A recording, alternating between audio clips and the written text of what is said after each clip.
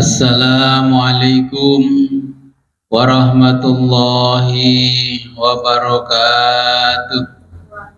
Waalaikumsalam warahmatullahi wabarakatuh. Bismillahirrahmanirrahim. Alhamdulillahi rabbil alamin.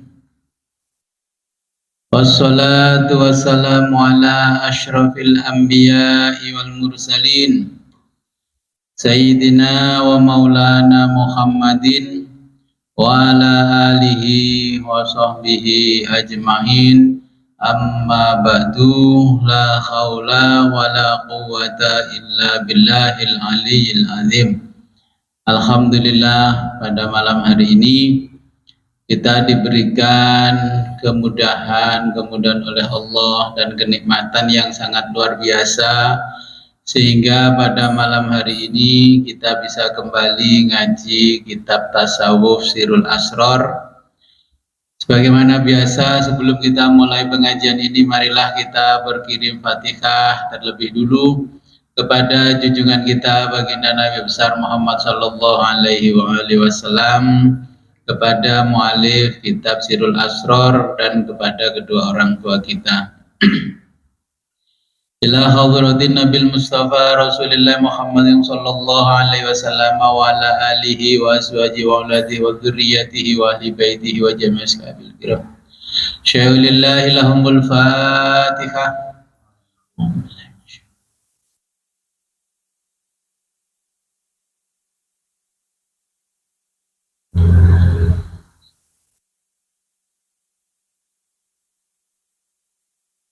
وثم إلى خضرة الغوث الأعظم القطب الرباني والهيكل الصمداني سلطان الأولياء والعارفين برهان الأصفياء الواسلين باز الله الأشهر مولانا وسيدنا وقدوتنا إلى الله تعالى السيد الشيخ محي الدين عبد القادر الجيلاني قدس الله سره العزيز. Al-Fatihah. A'udzu billahi minasyaitonir rajim. Bismillahirrahmanirrahim.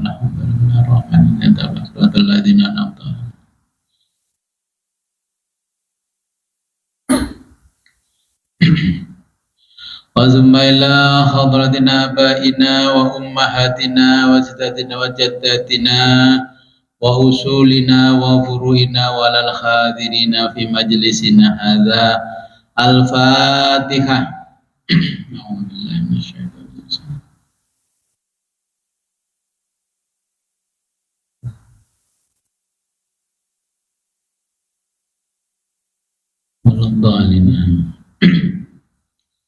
Kita baca Al-Faslul Isruna, pasal 20. 3 pasal lagi khatam ini. Al-Faslul Isruna, pasal 20.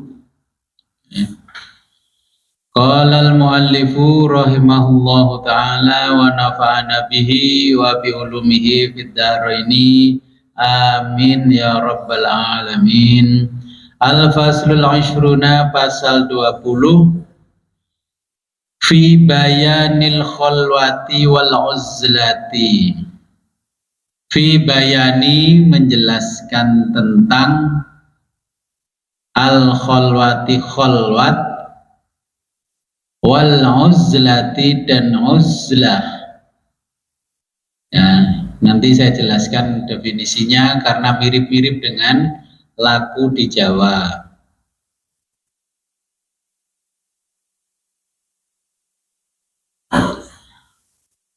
Fal khalwatu wal uzlatu. Khalwat dan uzlah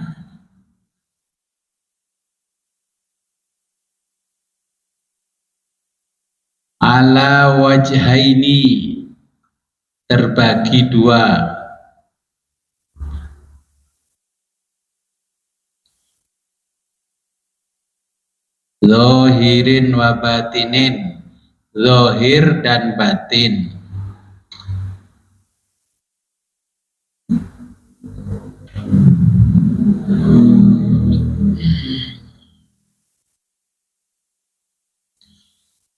kholwatu dzahiratu. Adapun kholwat zahir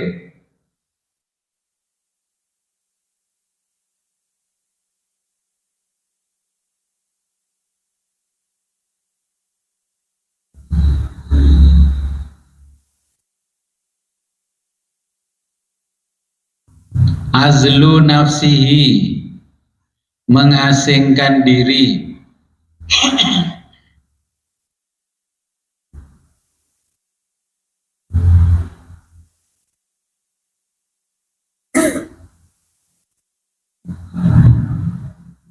Wa khabsu badanihi, wa khabsu dan menahan badanihi, diri atau raga.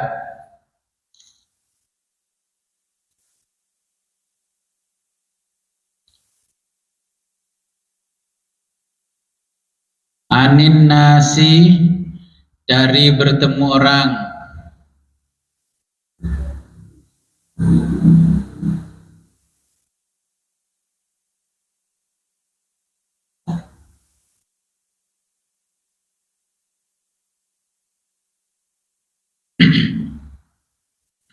Li'alla, agar tidak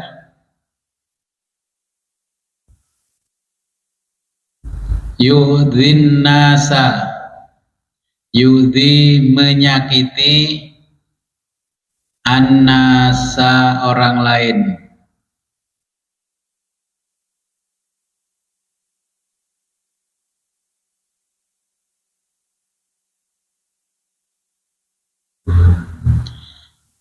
Bi akhlaqihi dzamimati, dengan akhlak tercelanya.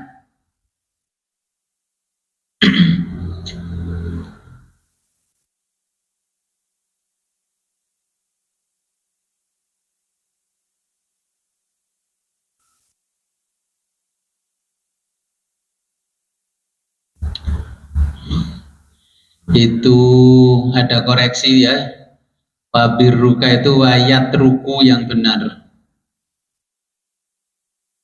Jadi wawu ya ta ro kaf, jadi wayat ruku.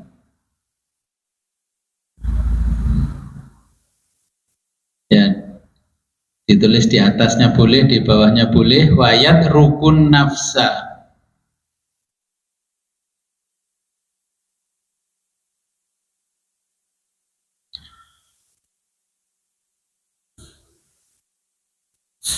Wayat rukun nafsa, dan meninggalkan nafsu.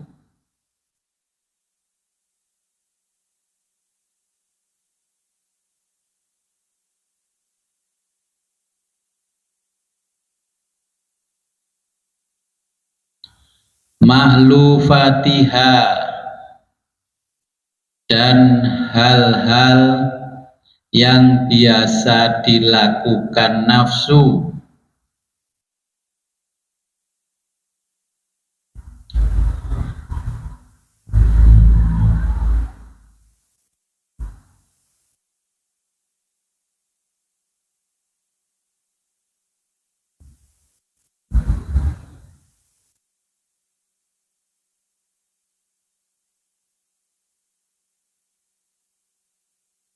Wa khabsu, dan menahan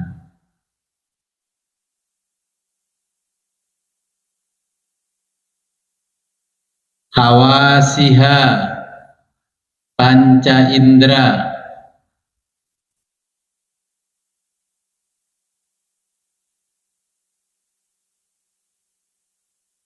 Az-zahirati, zahir, jadi menahan panca indera zahir.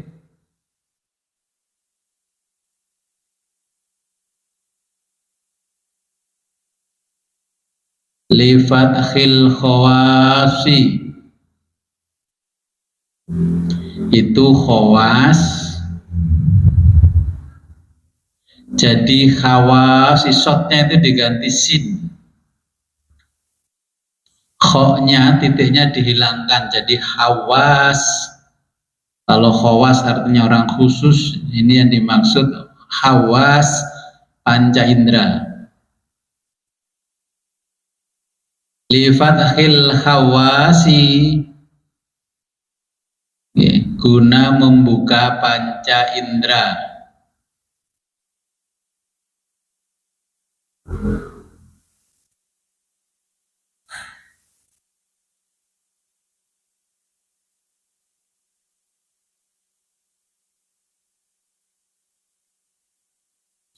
Al-batinati batin. Kalau bahasa Indonesia indera batin itu namanya pancadria. Ya, kalau panca indera itu yang lahir, kalau yang batin pancadria.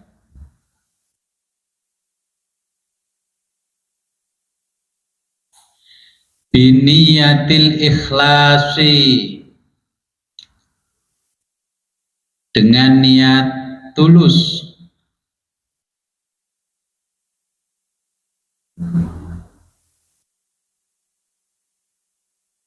Wal mauti, dan mematikan.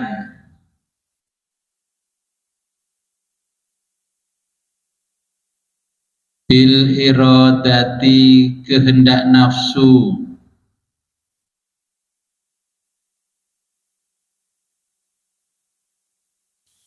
Wa dukhulul qabri, dan masuk ke dalam kubur.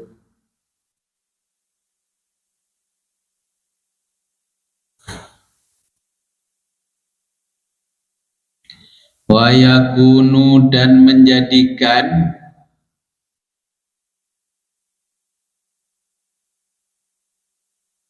niyatuhu, niatnya. Bidzalika, dalam hal kholwat.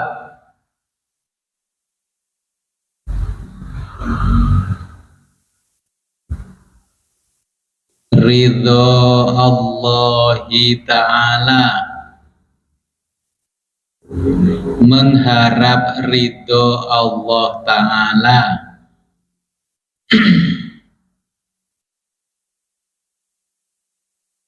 Wa dafa'a, dan menolak syarra, keburukan. Nafsihi, dirinya.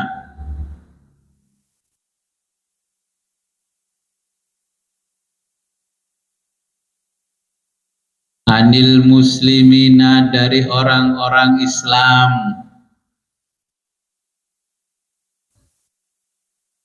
Kama qala, sebagaimana bersabda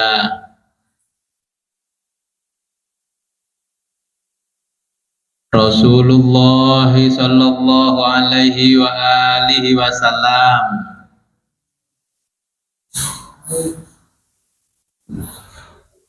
Apa itu? Berani.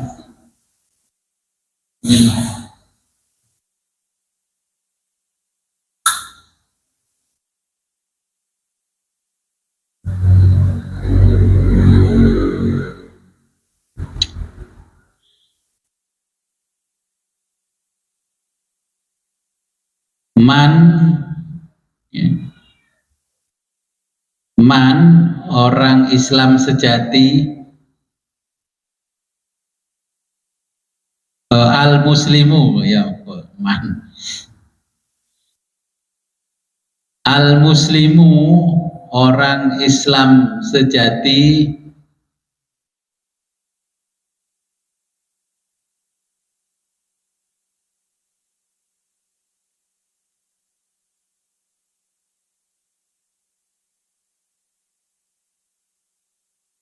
Man adalah orang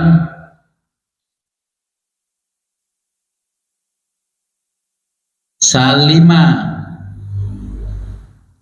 yang selamat,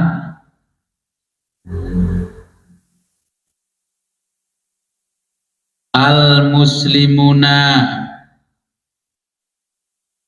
orang Islam lainnya.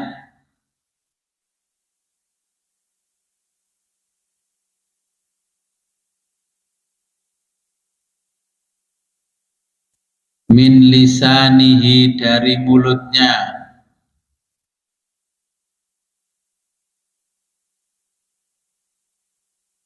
wa yadihi dan tangannya,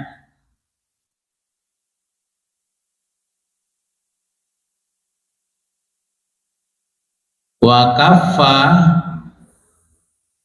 dan menahan, lisanahu lesannya,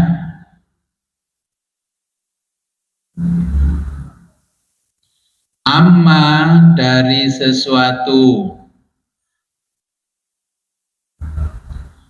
la yahnihi yang tidak berguna baginya.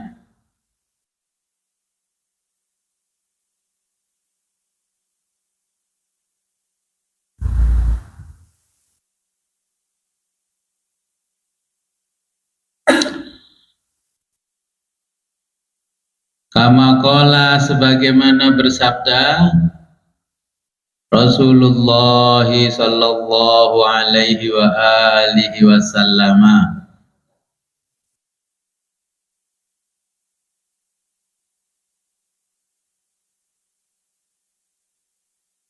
salamatul insani, keselamatan manusia itu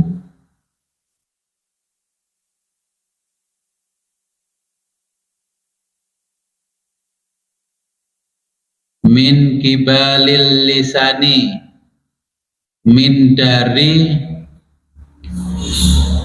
kibali arah, al-lisani lidahnya,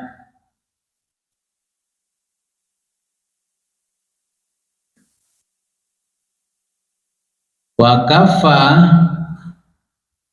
dan menahan,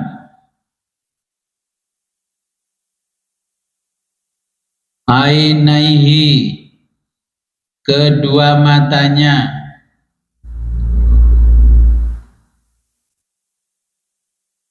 nah itu ada koreksi lagi, anil khiyanati, yang khotoya itu khiyanati, jadi alif al, alif lam, khiyanati, kho ya alif nun ta,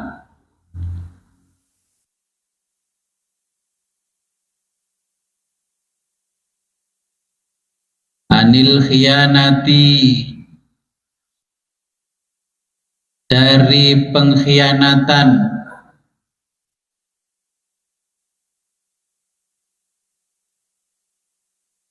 wan nadri dan memandang,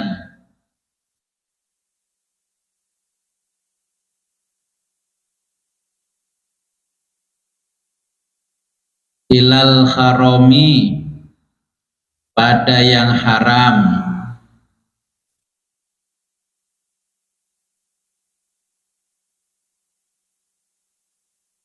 wa kadza demikian juga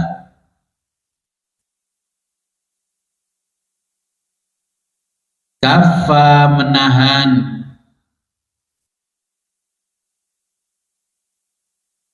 udhunaihi kedua telinganya,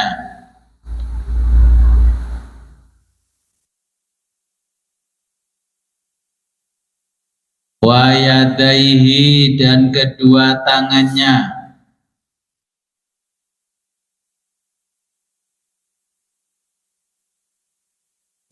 wa rijlaihi dan kedua kakinya,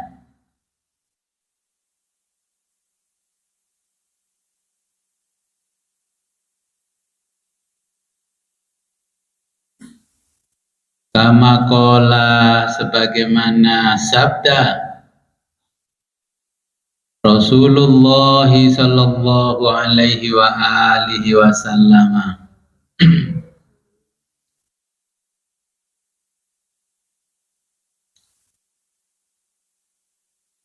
al-ainani kedua mata, Tazniani, dapat berzina keduanya.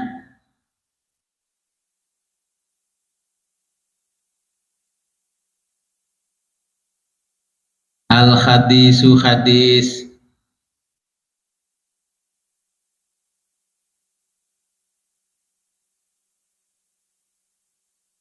Wa yahsulu, dan menghasilkan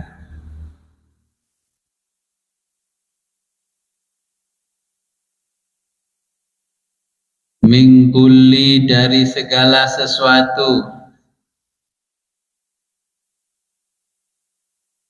zina, perzinaan,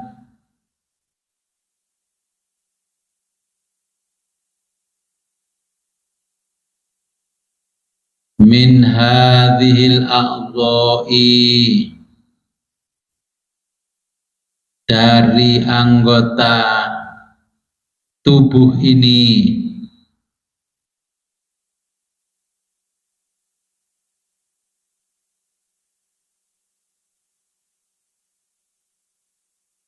Syakhsun, sosok-sosok.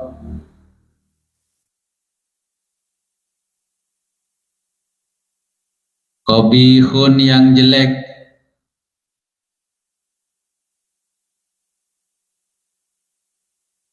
Bisuratin, dalam bentuk.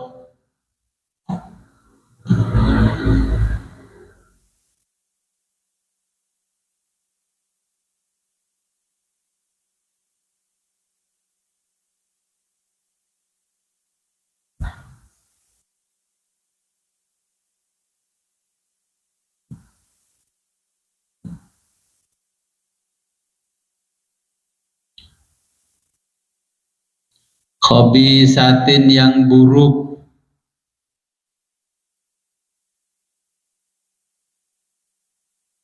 Yakumu, akan berdiri.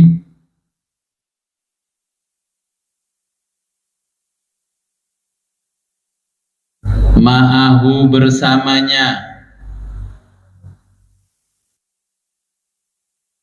Yaumal qiyamati, pada hari kiamat.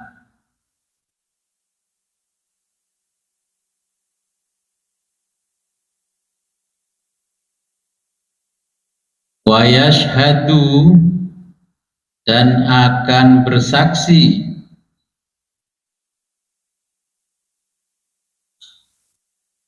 Alaihi, kepadanya.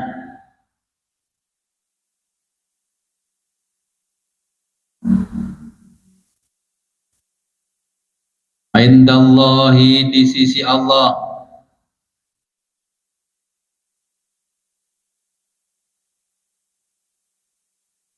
Wa ya'khudhu, dan akan menyeret.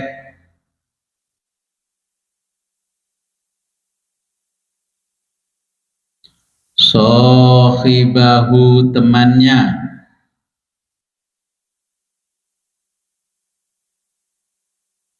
Wa yu'adzibahu, lalu disiksa.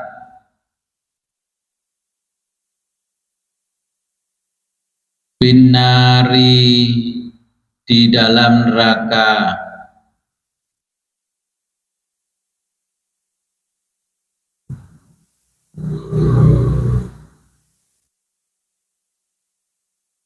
Faidza taba, faidza, apabila taba, ia telah bertobat.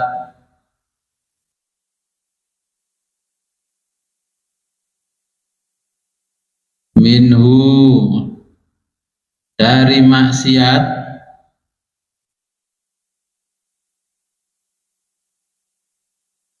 Wa khabisa, dan mengucilkan.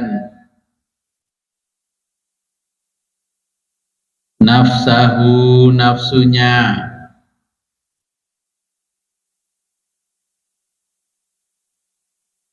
Kama qala, sebagaimana firman Allahu Ta'ala, Allah Ta'ala.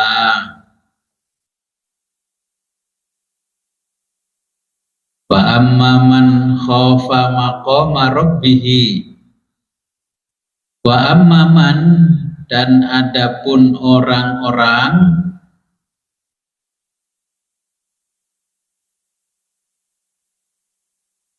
khofa yang takut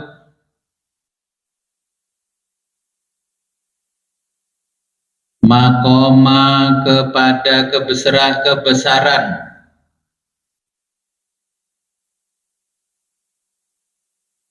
Rabbihi Tuhannya,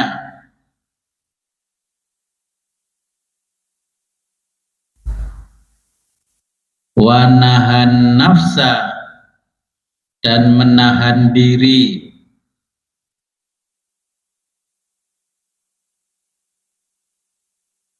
anil hawa, dari keinginan hawa nafsu,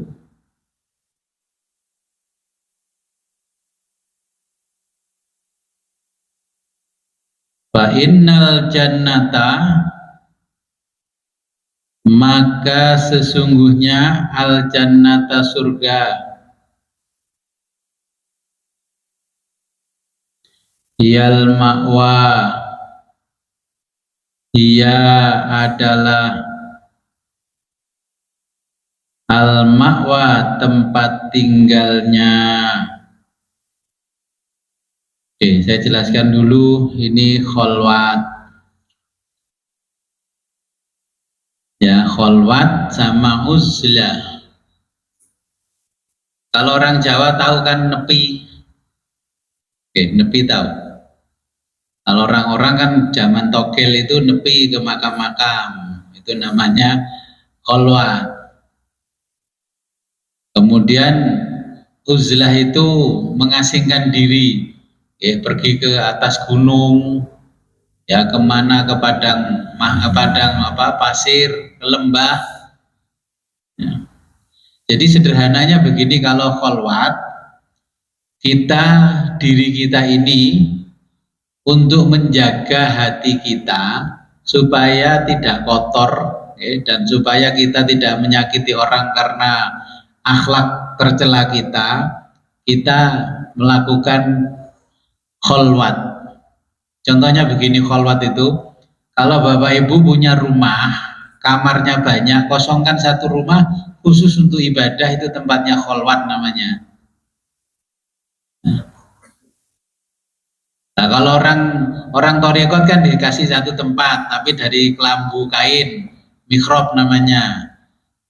Jadi kayak saya kan punya satu kamar khusus yang tidak ada yang masuk situ kecuali saya. Nah, saya kalau ibadah supaya tidak terganggu orang, kalau di sini kan nanti ada orang kelunding, terganggu. Nah, maka saya masuk kamar khusus, lah disitulah saya kholwat. Kalau zikir, wirid, sholat belum selesai, saya nggak keluar. Itu tempat kholwat. Ya. Jadi mengasingkan diri, yang diasingkan ini adalah hatinya supaya tidak berhubungan langsung dengan orang lain, dengan manusia. Kalau uzlah, ya, uzlah itu dirinya pergi ke satu tempat yang jauh. Contohnya dulu saya pernah melakukan uzlah, pergi ke Segoro Kidul, ke satu pulau, itu ada di selatannya Pulau Nusa Kambangan, sepi, ya, tidak mungkin orang bisa mengganggu saya uzlah di situ 100 hari. Sewa kapal, ya, nyebrang, terus janjian nanti tanggal sekian tolong saya dijemput. Kalau nggak bisa jemput, ya tolong suruh orang lain jemput. Ya cilakanya kan kalau yang janjian jemput ternyata meninggal, nggak pesan sama keluarganya, ya saya nggak dijemput. Ya, jadi saya uzlah itu tujuannya untuk ngetes diri saya, masih takut nggak selain dari Allah. Ya di sana nggak ada apa-apa, ya nggak ada makan, ya bawa bekal diperkirakan untuk 100 hari. Kalau mau ke sana saya kasih alamatnya.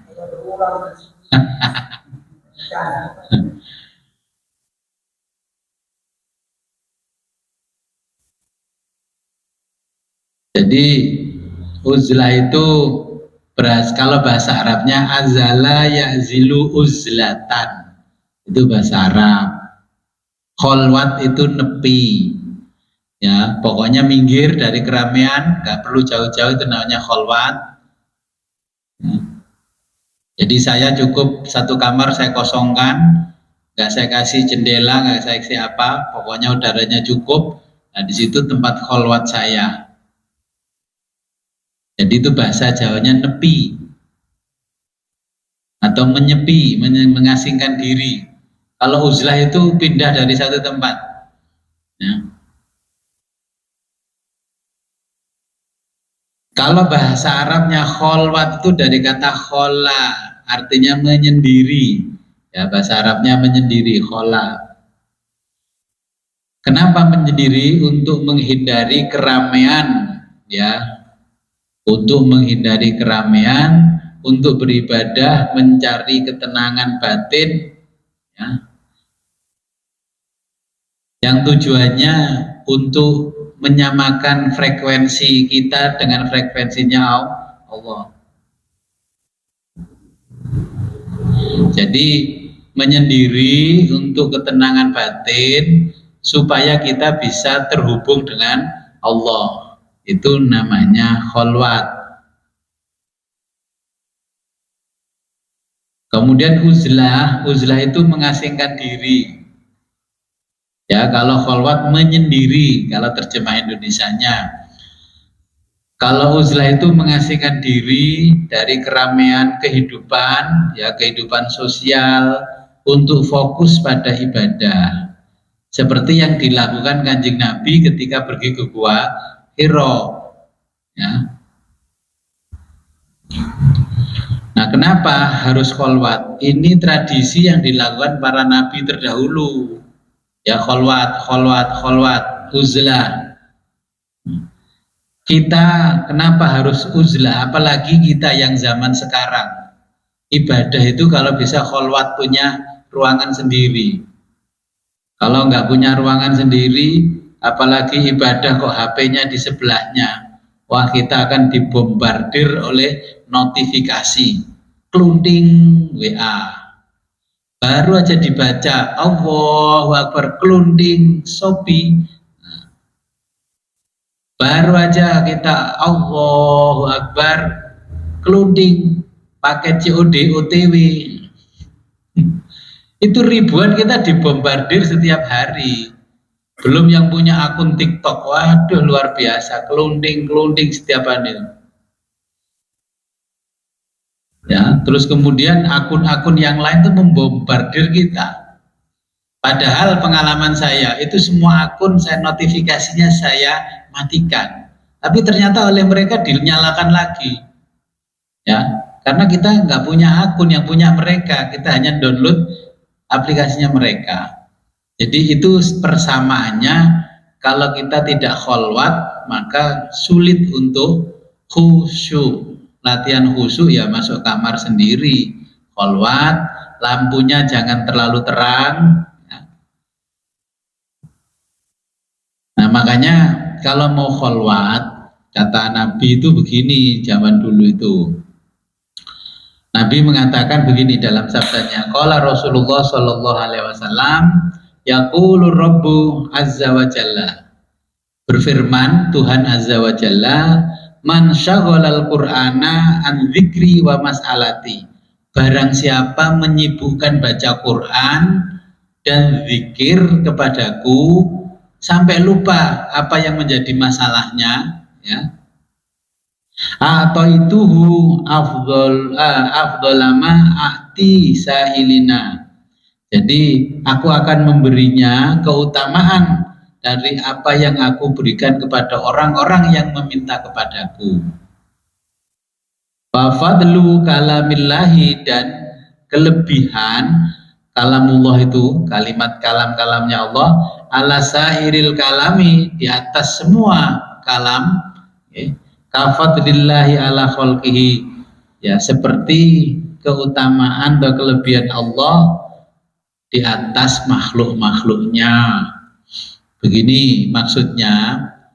Jadi kita itu kan nggak perlu berpikir pusing-pusing. Kan wiritan kan sudah tahu hasbunallah wa ni'mal wakil sudah. Tapi sudah paham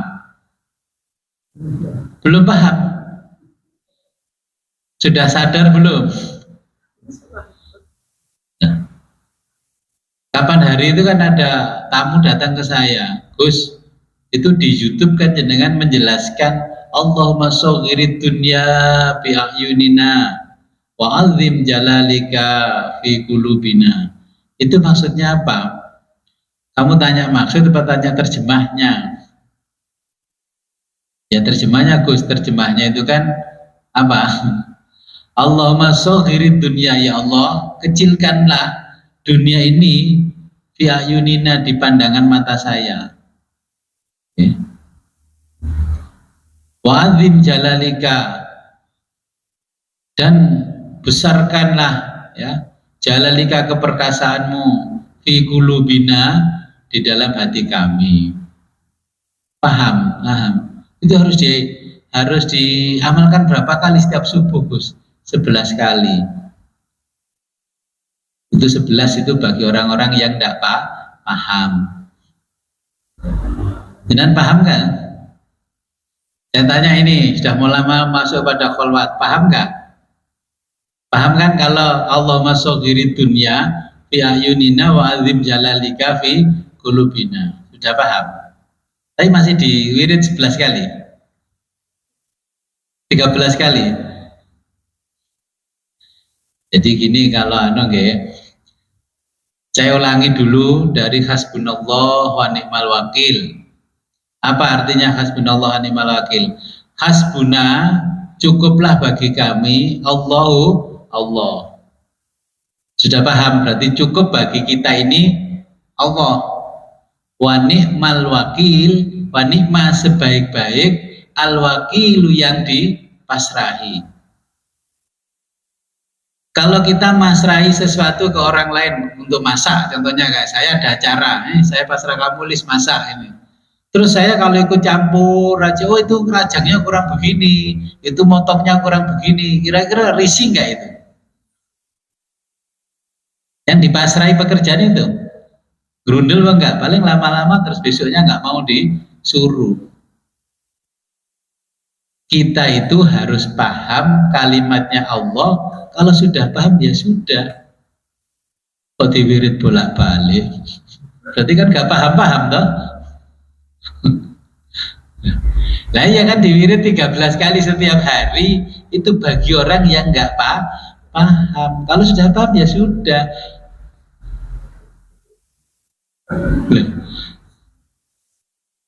Ya sudah tahu kan, hasbunallah wa ni'mal wakil, sudah pasrahkan Allah. Kita punya masalah apapun serahkan Allah. Jangan pasrah seperti kita pasrah pada tukang masak. Loh, itu bumbunya kurang ini, kurang. Seharusnya dia menyajikan masakan itu sangat lezat, karena kita ikut campur, akhirnya tidak jadi pantas disajikan ke tamu. Berarti kalau masih zikir wiridnya hasbunallah wa ni'mal wakil setiap hari, paham nggak kira-kira? Gus, maaf, bukannya hasbiyallah wa ni'mal wakil, Gus. Okay. Jadi kira-kira kalau masih melafalkan terus begitu, berarti paham nggak? Kan sudah pasrah ke saya, Gus, saya minta tolong. Ini Gus, begini. Oh ya siap. Nggak setiap hari terus ditelepon kan? Jadi kalimat itu hasbunallah wa ni'mal wakil bagi seorang sufi, kalau sudah paham kalimatnya ya sudah, ngapain terus disampaikan berulang-ulang. Berarti kalau setiap hari masih zikir wirid 450 kali hasbunallah wa ni'mal wakil, hasbunallah wa ni'mal wakil, artinya kan nggak paham dengan kalamnya Allah. Masih wiridan. Kok gitu Gus? Iya, saya jelaskan, kalau masih wiridan berarti masih tidak paham. Dihafalno toh? Makanya seorang sufi itu harus alim alama. Sudah dikasih tahu Allah, kalau kamu ingin memandang dunia, ya sudah sampaikan Allahumma shoghirid dunya bi ayunina wa azim jalalika fi qulubina. Ya sudah. Kalau diulang-ulang berarti kan tidak paham, paham. Berarti paham saja tidak, apalagi sadar. Ya Allah, TKA nggak lulus loh, tes kompetensi akademik jelas ya. Ya, kalau dipakai sendiri berarti hasbiyallahu wa ni'mal wakil, itu sendiri. Kalau bersama banyak orang, bahasa Indonesia kami, kita adalah hasbunallah wa ni'mal wakil. Ya itulah masalahnya, kan hanya struktur bahasa saja ya. Kan sudah paham hasbunallah wa ni'mal wakil, masih tanya-tanya gak setiap hari gimana nasib saya Gusti, gimana ini saya Gusti? Ya sudah, gak usah tanya-tanya.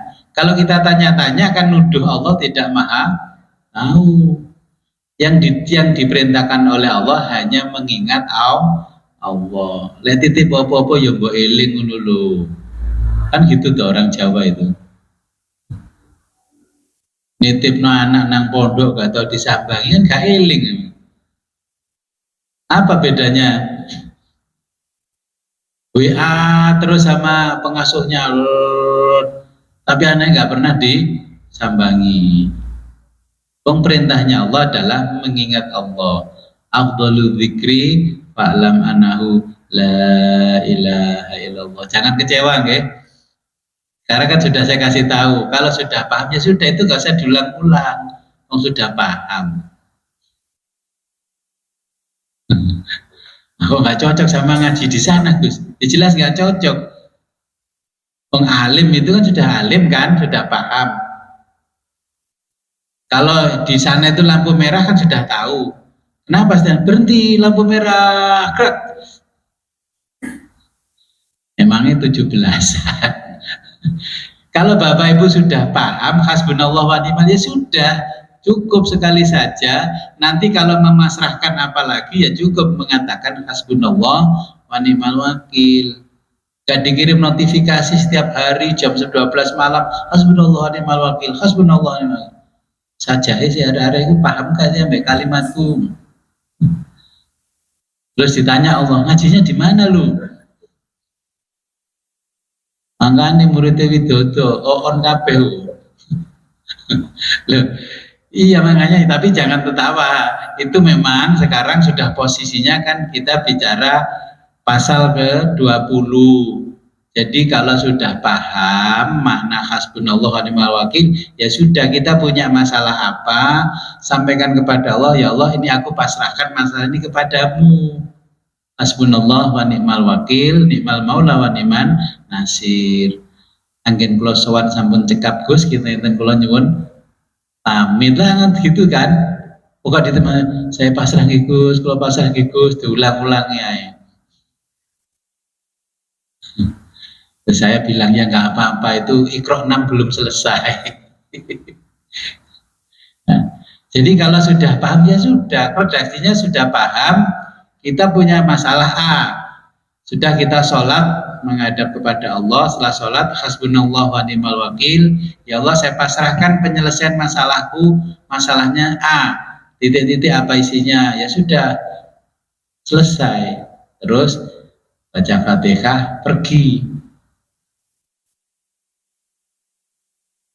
Ini bedanya orang sufi dengan bukan orang sufi.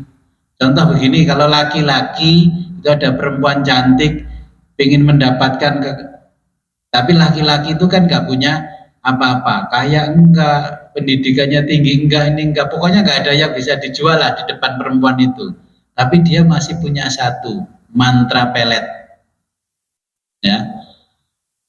Dia mengamalkan mantra terus sampai selesai, barulah ketemu cewek itu. Nah, setelah itu cewek itu tertarik karena mantranya, ya, sehingga sampai dinikahi. Apa setiap hari kalau sudah jadi istri dibacakan mantra?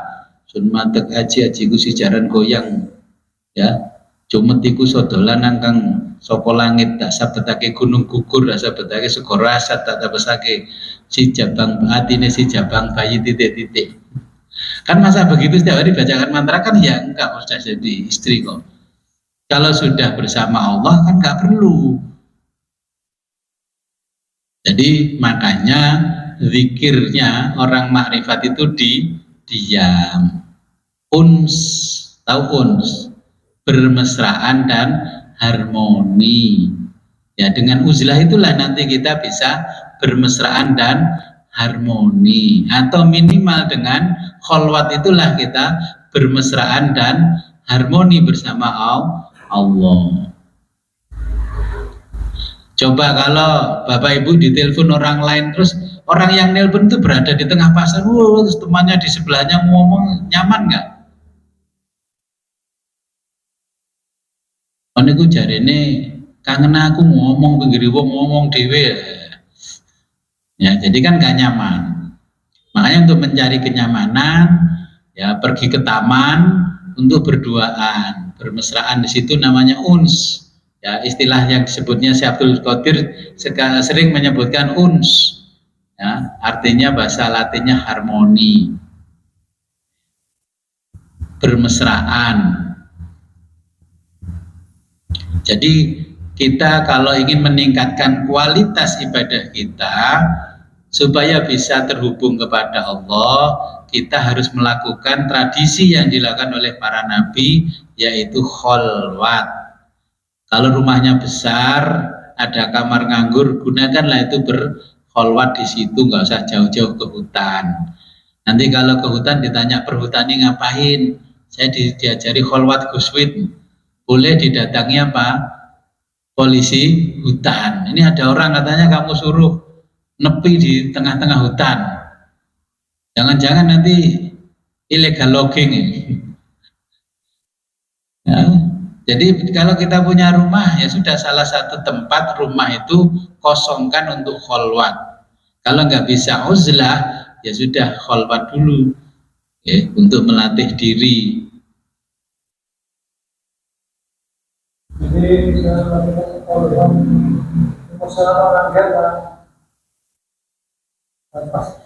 nah, kalau sholat di musola jamaah ya silakan, habis itu pulang ke rumah, masuk kamar melanjutkan ibadahnya dengan kholwat, ya, dengan kholwat.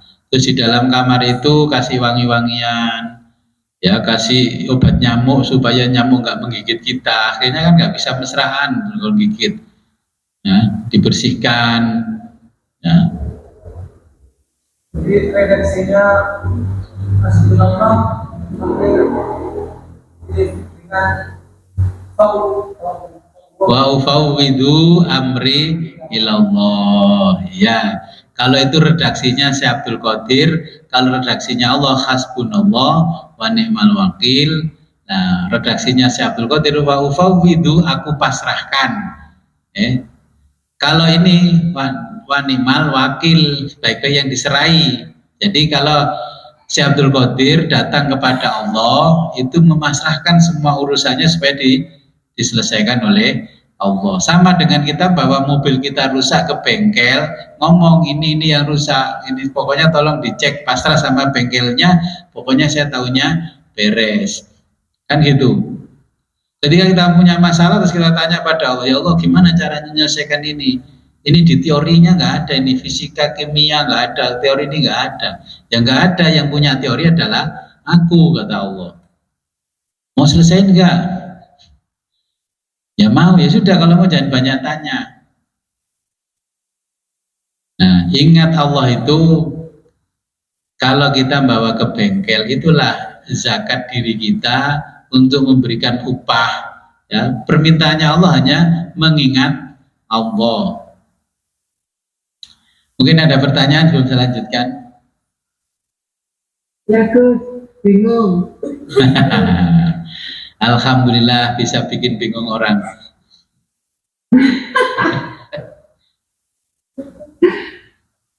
Gus, kalau tadi Gus ngendika bahwa ketika kita sudah punya permasalahan, kita berpikir hasbunallah wa ni'mal wakil.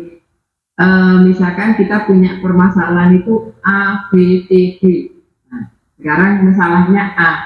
Berarti kita berdoanya sama Allah, memasrahkannya sama Allah itu ya hanya sekali ya Gus. Iya. Terus Jadi besoknya misalkan ganti yang B gitu Gus. ya boleh di list satu-satu, boleh list semua. Sekalian Gus. Lalu Gus, untuk zikir yang Gus ajarkan selama ini, misalkan La ilaha illallah itu sampai 165 kali itu korelasinya di sini bagaimana ya Gus? Kalau kita memasrahkan permasalahan kita sama Allah, ya wis kok pasangannya itu sesuatu kakek ngomong, pasangan anak Gus Allah terserah seperti itu. Korelasinya yang itu tadi kan sampai 165 itu bagaimana Gus? Dan zikir-zikir yang lain yang selama ini diajarkan ke kita atau ke kami yang sekian kali itu bagaimana?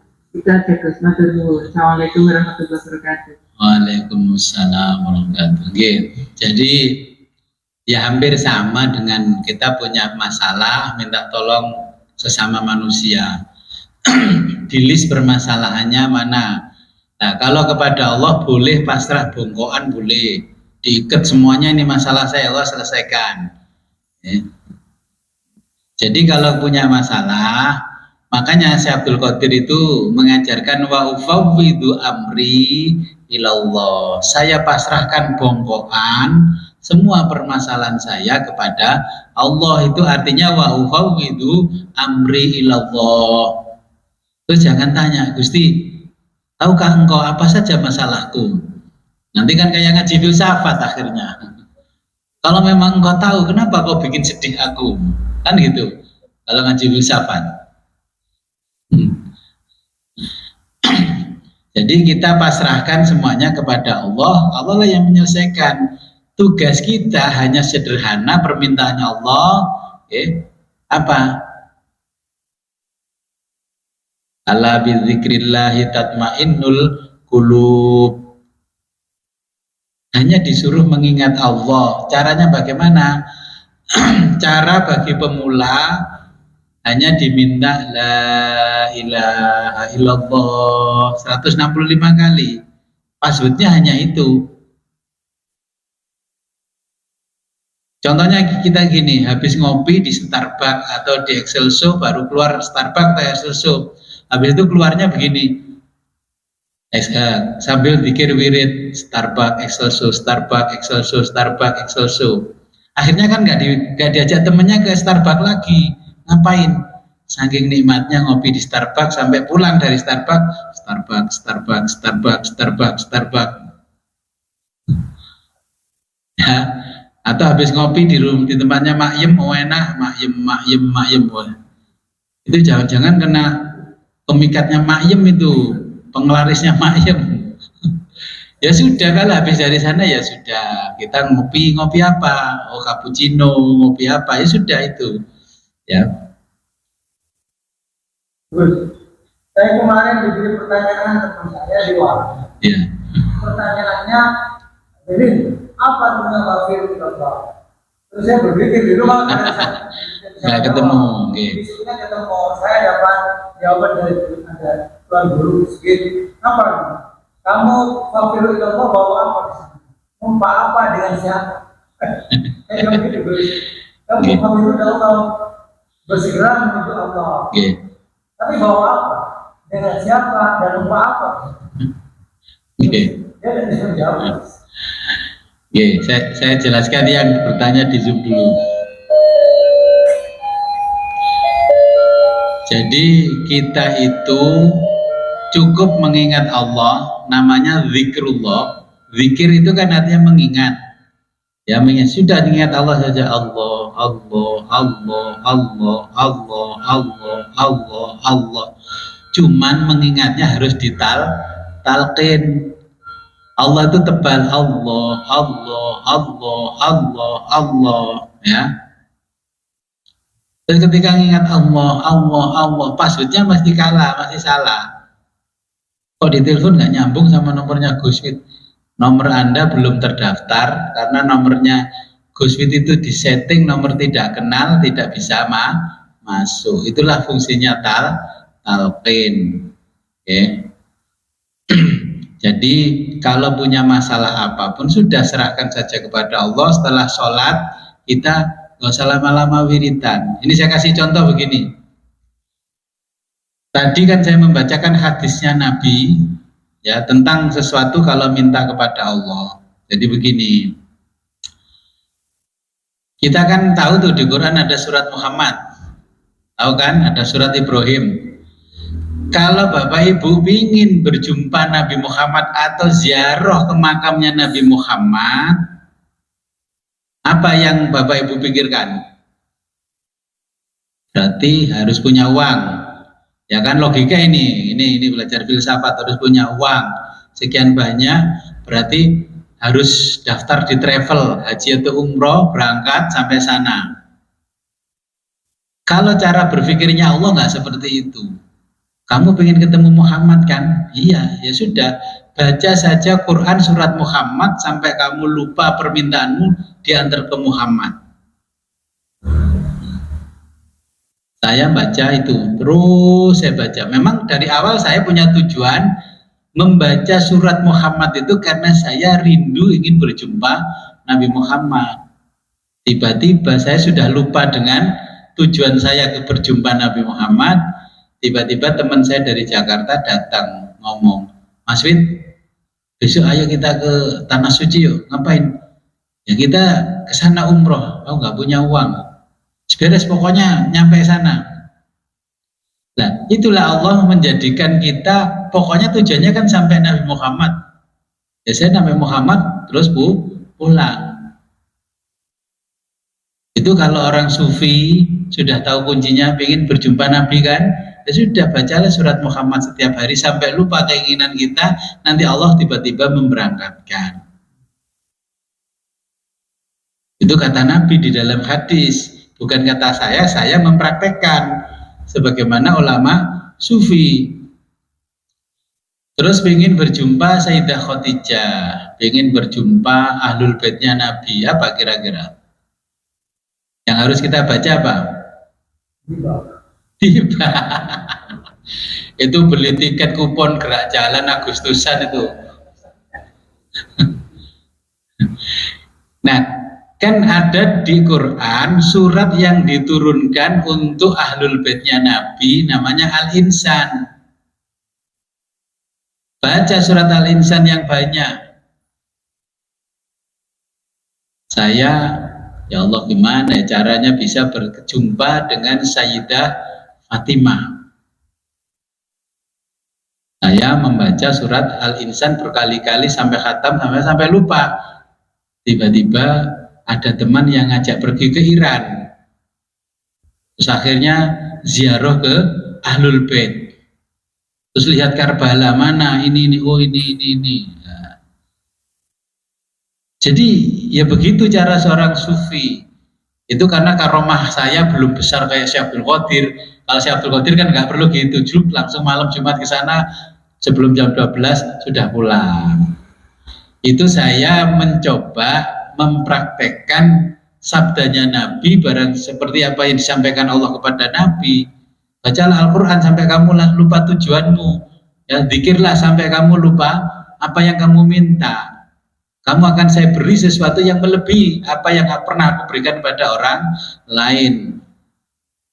Nah, ya, jadi makanya seorang sufi kalau ngajinya tafsir hatam, berarti dia tahu kuncinya. Oh, aku pengen ketemu Nabi Ibrahim ke Palestina, ke Israel, berarti bacalah surat Ibrahim sampai khatam berkali-kali sampai lupa kalau kita pengen berjumpa Nabi Ibrahim. Oke. Terus ini ada pertanyaan, fafirru ilallah. Fafirru, larilah mendekat kalian ilallahi kepada Allah. Artinya gini, dulu itu kan banyak orang yang sibuk beribadah, sibuk menghafal Al-Quran, tapi tidak ada yang dekat dengan Allah. Apalagi sekarang, orang berpakaian ibadah itu luar biasa, ya, pakai baju gamis luar biasa, kopiah haji luar biasa, pakai namanya baju muslim muslimah itu luar biasa, tapi tidak ada satupun yang dekat hatinya dengan Allah. Makanya Allah menurunkan ayat fafirru ilallah. Tapi ayat itu menjadi brandingnya jamaah sholawat wahidiyah. Akhirnya itu ya sudah dipakai wahidiyah, jangan pakai fafirru ilallah. Sudah jadi branding ya ayat itu. Kalau ayatnya jenengan kan enggak, brandingnya angka 10, karena setelah 9 masih ada satu lagi namanya 10.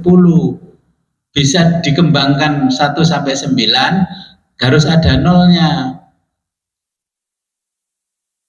Tahu enggak maksudnya angka 10? Di dalam kitabnya orang tasawuf, ucapan manusia dari sejak lahir sampai mati cuma 9 kata. 10 mesti mati. Yang ke-10 mati. Karena ucapan itu rahasia, wadi, maka nggak saya jelaskan di sini. Semua ucapan manusia, agamanya apapun cuman 9. Kalau sudah mengerti yang 10, berarti sudah waktunya fafirru ilallah. Warnanya kuning, pucet terus ya terus mati kalau sudah tahu yang 10. Oke, mungkin ada pertanyaan lagi. Oke, silakan Pak. Apa namanya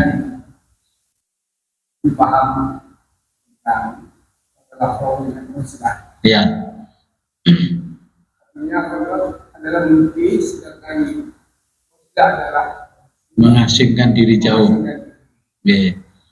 Mengasingkan diri atau lebih itu kan menjauh dari manusia. Padahal dalam hati ini kan manusia yang bagi mereka adalah manusia yang bermanfaat. Kapan manfaatnya kalau kita terus menjauh dari manusia? Ini yang pertama. Iya. Kedua, tadi saya tertarik tentang sesuatu yang diberikan oleh Allah. Ingin ketemu siapapun sampai orang itu lupa kepada yang diberikan. Nah, alhamdulillah saya tadi malam itu tiba-tiba ada seorang yang memberikan itu. Oh, alhamdulillah. Saya tidak mau jalankan ke situ, bikin paspor di sana berterima. Oh ya. Dan saya kok diumrohkan oleh seseorang dengan istri saya. Seperti itu gimana itu? Ya, itu kan barokahnya kemarin baca sholawat bersama 300 orang. Nah, terus dikontak Kanjeng Nabi terus berangkat. Ya, kemarin ya, itu cuma ngasih uang di amplop, dititipkan di sholatnya sedikit. Coba kalau banyak, satu keluarga diumrohkan. Loh, niatnya kabul, sekarang umroh, kita doakan nanti makbul pulangnya.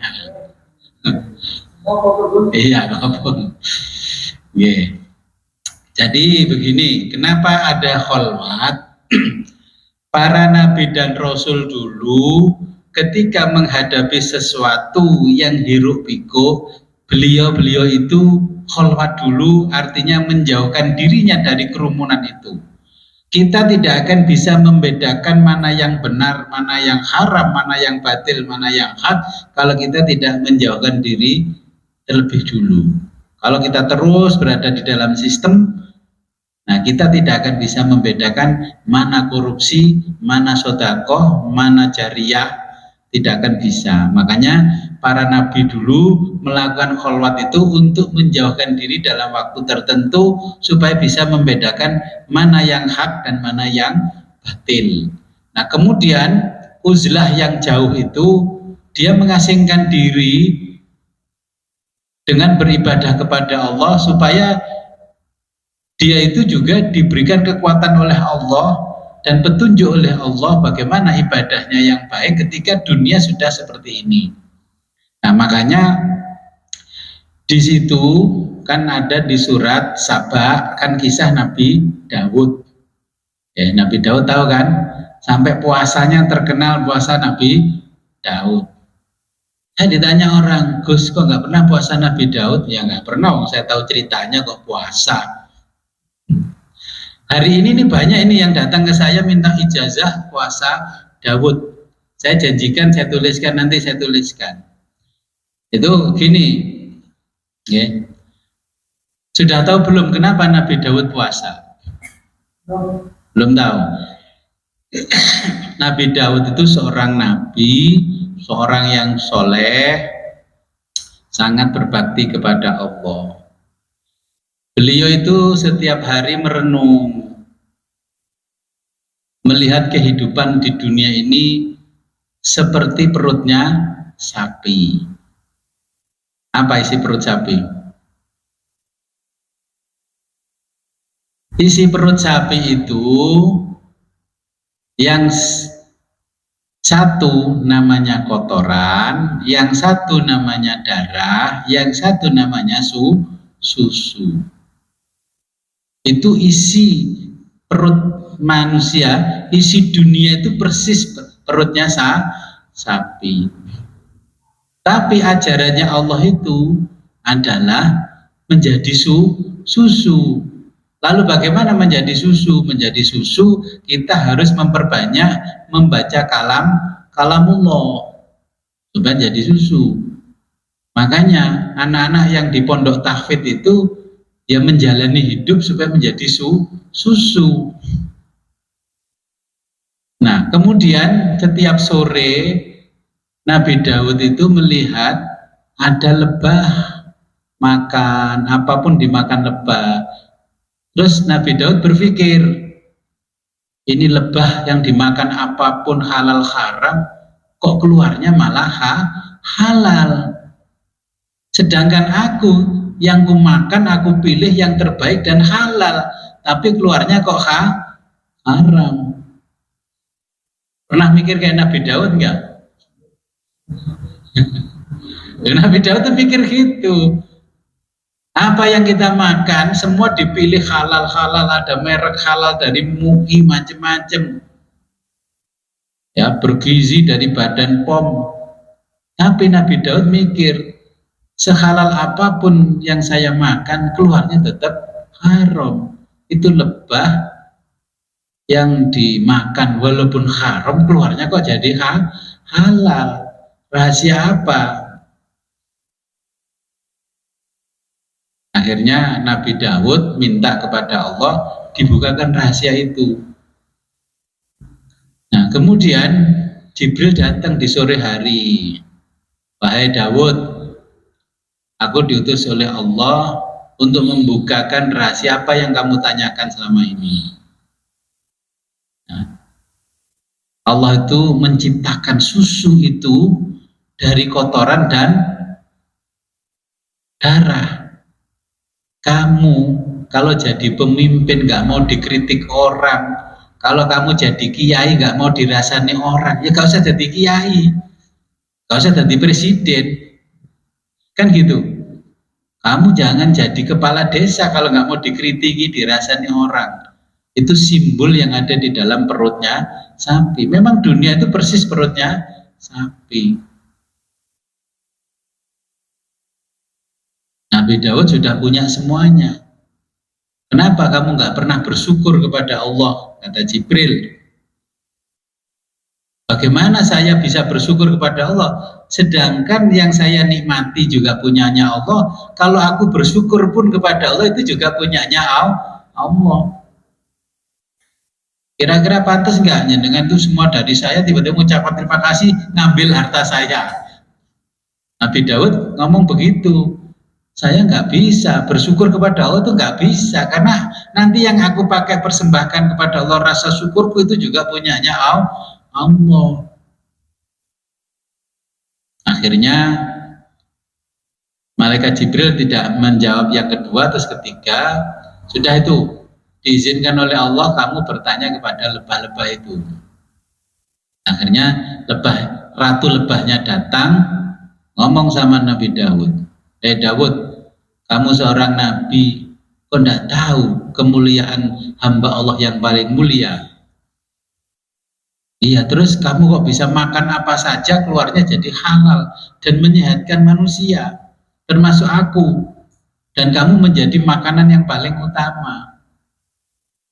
ketahuilah wahai Daud, ya, aku sebelum makan dan minum apapun, aku mengucapkan kalimat sholawat kepada Sayyidul Anbiya wal Mursalin, namanya Muhammad. Nabi Daud jawab, Muhammad kan belum lahir, lahirnya kan nanti. Nabi penutup akhir zaman. Iya, Muhammad fisiknya itu lahirnya di akhir, tapi esensinya Muhammad sudah lahir duluan. Makanya di situ semua cikal bakal penciptaan Allah semua ini adalah dari Nur Muhammad. Maka aku setiap mau makan sholawat dulu kepada Muhammad. Apa bacaan sholawatnya? Allahumma sholli ala Sayyidina Muhammad wa ala ali Sayyidina Muhammad fil awwalina wal akhirin wa fil mala'il a'la ila yaumiddin. Baru saya makan minum, gak kayak kamu makan enak langsung makan aja bahkan lupa. Jangankan di sana, di sini aja lupa sama Gus Wid. Mau makan semua dari Gus Wid lupa. Ya, kan sama dengan itu hanya Allah, mau makan lupa sama Allah. Loh, kan itu gambar contohnya. Saya nggak melarang begitu, enggak. Tapi sekarang kan sudah nggak pernah lupa sama Allah. Loh, kan sama halnya begitu. Nah, akhirnya orang kan banyak puasa, terus punya tujuan-tujuan tertentu. Puasanya bukan karena Allah. Ketika orang ini, ya saya contohkan, ada orang yang sukses. Saya pernah ketemu orang, ya pergi haji ketemu orang. Sebelah saya tanya, anaknya satu jadi dokter, satunya lagi dokter, satunya insinyur, satunya pokoknya ngetop semua. Terus saya tanya, rahasianya apa Pak? Sama Umi ini kok bisa anak-anaknya sukses? Oh saya ini Mas, dulu itu diijazai orang tua saya suruh puasa Daud kalau pengen anak-anaknya sukses. Saya nggak heran akhirnya. Kalau jenengan heran nggak? Orang itu ahli puasa Daud, makanya anak-anaknya sukses. Kalau saya nggak heran. Karena apa? Kalau puasa Daud tujuannya seperti orang tadi, itu melenceng dari tujuan ajarannya Allah mengajari Nabi Daud. Makanya saya nggak kasih ijazah dulu. Kan itu baca itu di surat Saba.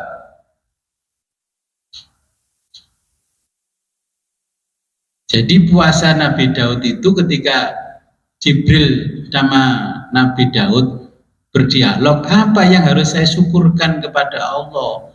Sedangkan yang mau saya buat bersyukur itu juga punya Allah, miliknya Allah. Terus kembalilah Jibril kepada Allah, ya Allah, dia nggak pernah bersyukur, katanya begini, aku mau bersyukur kepada Allah itu pakai apa? Semua yang kumiliki adalah milik Allah. Sedangkan aku mau sowan kepada Allah, masa bawa punyanya Allah? Aku nggak punya apa-apa.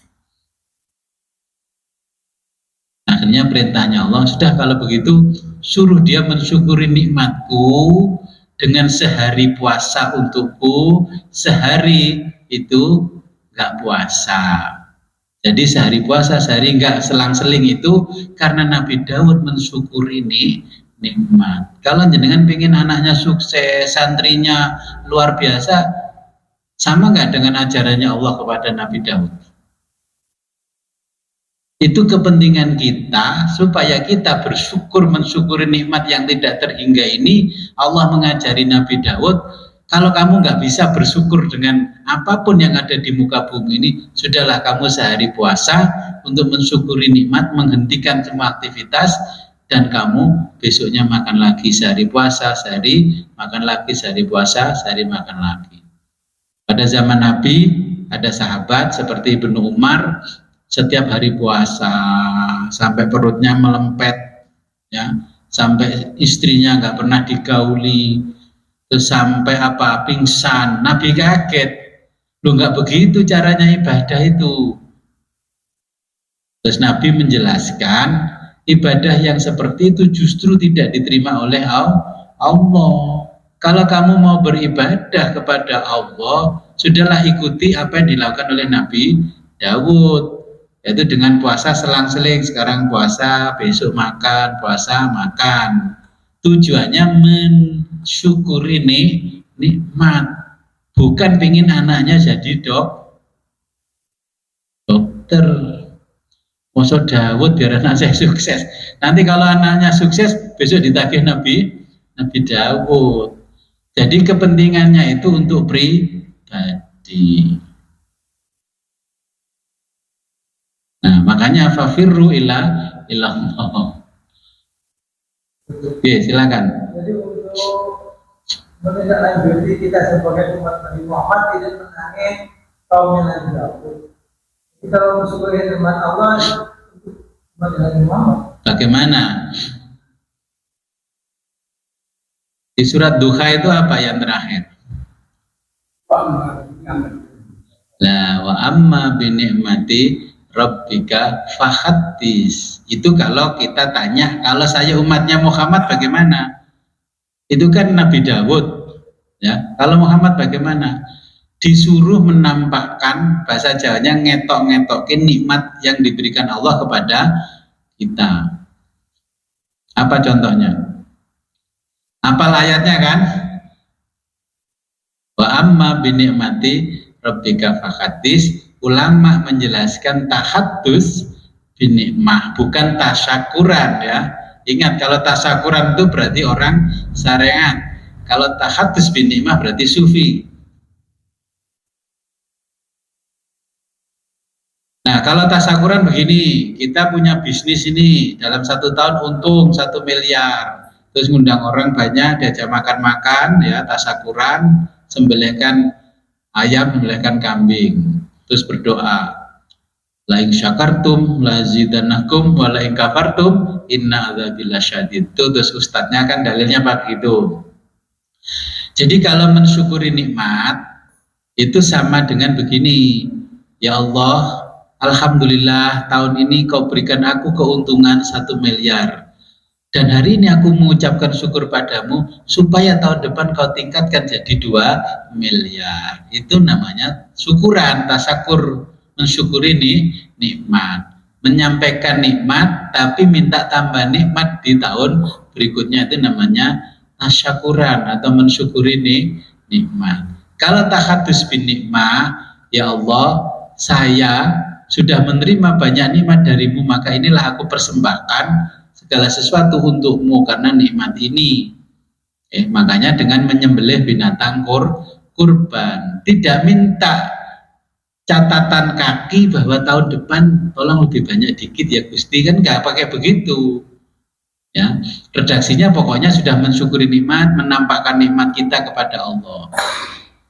Kalau prakteknya bagaimana? Kalau saya di sini untuk mensyukuri nikmat yang tahaddus bin nikmah kelasnya, saya mengundang orang, saya ajak ngaji 30 juz, ya. Kemudian yang ngaji itu saya kasih uang, saya kasih berkat dan sebagainya. Penutupan saya ngundang banyak orang. Nah, itulah cara saya mensyukuri nikmat dengan tahaddus bin nikmah. Dengan memberikan uang kepada orang yang ngaji itu, kita itu kalau 100.000 rasanya malu dengan nikmat yang kita terima begitu banyak. Tapi kalau terlalu banyak, orang yang tidak paham tahaddus bin nikmah dikira kita mau beli suara persis orang yang mau mencalonkan diri jadi caleg, jadi kepala daerah gitu. Nah, itu cara mensyukuri nikmat, ya. Umat Nabi Muhammad diajari selamatan nyembelih binatang kurban. Waduh, saya mau tasyakuran Gus, mensyukuri nikmat tahaddus bin nikmah, booking rumah makan. Yang dimaksud tahaddus bin nikmah itu nyembelihnya, bukan makan-makannya. Makanya jangan salah redaksi. Makanya kalau baca sholawat aja nggak ngerti segot, berarti kan perihalnya itu tidak ada. Kirim surat kalau nggak ada perihalnya apa? Undangan, pokoknya silakan datang ke rumah saya. Kayak undangan reserse ngundang aja, ada maksud tujuannya kan. Nah, jadi kita kalau berada di rumah makan silahkan, nggak apa-apa, ambil praktisnya, tapi tetap menyembelih binatang. Nyembelihnya gimana? Ya kita kerjasama sama rumah makan, bisa nggak nyembelih tapi saya harus melihat disembelihnya. Mungkin sembelih kambingnya ininya baru kita di rumah makan, bayar berapa. Nah itu nggak boleh ditinggalkan kalau umatnya Kanjeng Nabi. Udah kok saya mensyukuri nikmat terus pesen catering terus dibagi-bagikan, itu bukan tahadus bin nikmah, itu tasyakuran kelasnya, mungkin kelasnya sodako. Nah seperti itu. Kalau tahadus bin nikmah seperti yang diajarkan oleh Allah di tanggal 10 Dzulhijjah, menyembelih binatang kurban yang terbaik yang disajikan kepada Allah. Ini ada Gus pedus kendit 2000 yang nggak jadi mati Gus. Oh sudah diajari tahadus bin nikmah malah tanah wedhus kendit 2000. ya guyon, memang dulu terjadi begitu. Sudah saya ajari cari binatang ya yang terbaik di kelasnya. Kalau ayam berarti putih mulus, kalau kambing ya kendit. 15 juta Gus loh, iya. Kok dikasih nikmat miliaran cuman beli kambing 15 juta, pikir-pikir. Berarti setiap sholat itu pasti berdoa ya. Seperti telepon ke customer service untuk order ke langit itu. Jadi Allah itu diposisikan sebagai customer service yang selalu transaksi untuk order sesuatu dari langit. Oh di giliran dikasih nikmat terus disuruh mengembalikan nikmat itu. Kok 15 juta, ayam kok 300.000, gak akan berhasil. Ya gak akan berhasil loh. Ayam kalau putih mulus ya mahal. Oke, jadi itu cara kita kalau umatnya Nabi Muhammad. Ada doa yang untuk kapan yang diucapkan seperti Rabbil Auzi An ashkura nikmati. Iya. Ya saya mengucapkan doa itu nggak setiap hari. Saya tahu ya Allah, ini kalau bukan atas pertolonganmu aku pun juga nggak akan bisa beribadah, mensyukuri nikmat kan gitu. Rabbi auzi ini an ashkura nikmataka allati an'amta alayya wa ala walidayya kan, dan seterusnya itu. Ya sudah kan, kita sudah tahu redaksinya, sampaikan. Matur nuwun Mbah, ini kan ya sudah. Jadi kan kita sudah paham apa yang disampaikan Allah. Oh begini, kita itu masih bisa ibadah 5 kali sehari, itu berarti masih atas pertolongan Allah. Jangan mentang-mentang masih sehat Gus, saya setiap hari fitness loh Gus. Enggak, kalau Allah nggak bikin kita sehat nggak mungkin bisa 5 kali. Bisa bangun malam itu atas pertolongan Allah, bukan karena kita sehat. Itu redaksi yang diajarkan Nabi kepada kita, itu juga dari Allah. Bisa datang ke sini karena siapa? Karena Allah. Coba kalau diseruduk kambing, ya nggak bisa datang ke sini. Nah, jadi saya kemarin juga menggeser cara berpikir, ya. Biasanya contohnya gini, ini biasa kalau kita contohkan kehidupan kita. Saya kan biasa ngumumkan pengajian itu lewat WA, tulisan terus saya ganti flyer, ben rodok canggih gitu loh. Saya ganti flyer, jamaah ini biar makin ningkat sufi kan begitu, nanti jadi flyer. Kira-kira kemarin bingung nggak terima undangan itu? Kok koyo ngene ya apa iki undangan? Terus saya di WA, Gus, benjik mangke dalu kedah mriko to Gus ngaosi. Dan jawab, enggak, itu tetap ngajinya lewat Zoom. Undangannya saya rubah menjadi flyer dengan biar rodok keren gitu loh. Jadi nanti saya jadiin flyer, undangannya flyer keren. Yang tetap hadir kan hari Ahad juga undangannya flyer. Dan rodok keren gitu loh. Jadi kan kalau mau ngopi status saya itu kan dipasang di story WA-nya kan keren tuh flyer gitu. Nah, tulisan sing morat marit kan gitu. Ya. Tapi kadang-kadang berubahnya itu aja sudah bikin orang kaget. Contohnya saya bilang sudah paham toh hasbunallah, sudah, masih dibaca, masih Gus. Berarti kan ya gak paham. Jadi hari ini gak paham ngengkel. Ini menurut fikihnya begini Gus, hadisnya begini. Ya tahu itu hadisnya begitu. Nabi memberikan kabar, lek wis paham ya wis toh wis paham. Sama dengan orang mau ke rumah saya, sudah paham tuh, sudah pernah ke rumah, sudah tahu, ya sudah kok setiap kesini minta antar kan namanya nggak paham.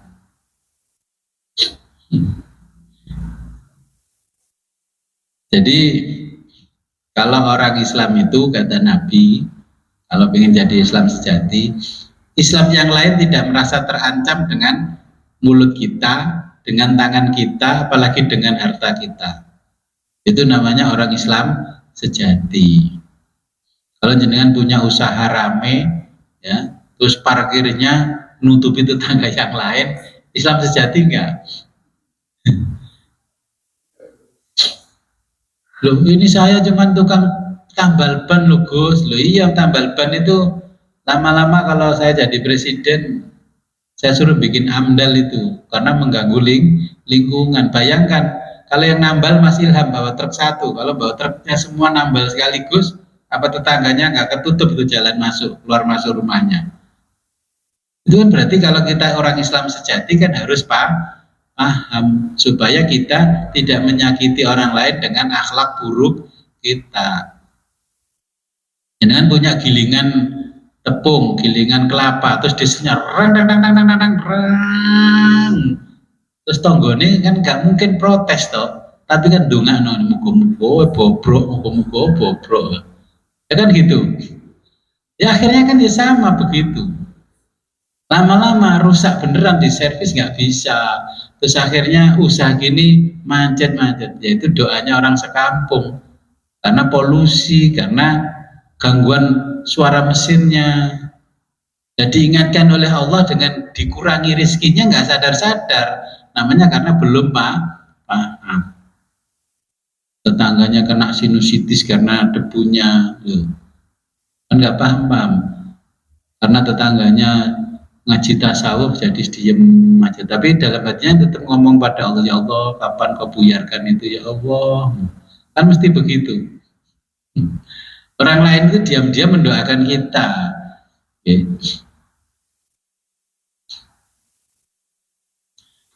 Terus barang yang halal haram juga jangan dijadikan satu, ya, halal haram.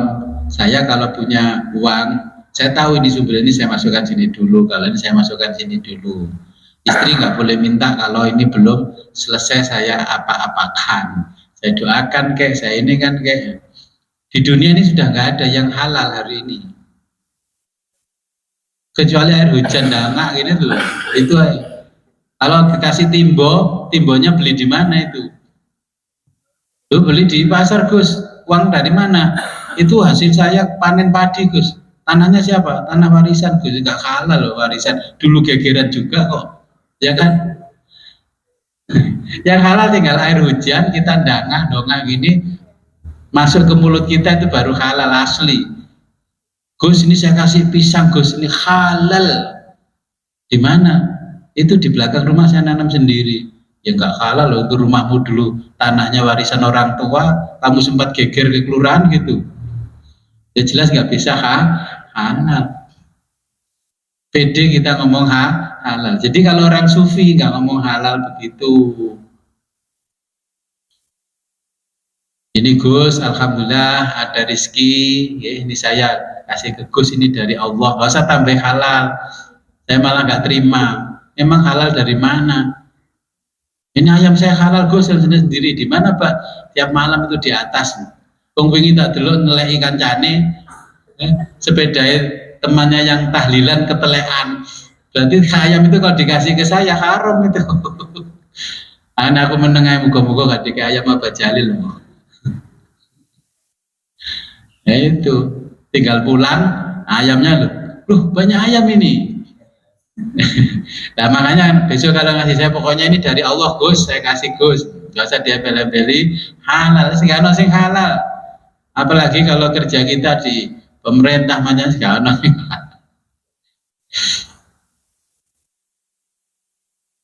Kalau semua sekarang memang sulit untuk mendapatkan yang halal, ya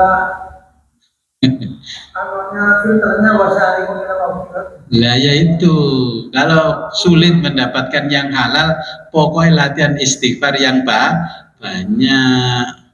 Astagfirullahaladzim. Lah pokoknya saya sudah sulit menemukan yang halal. Astagfirullahaladzim, astagfirullahaladzim.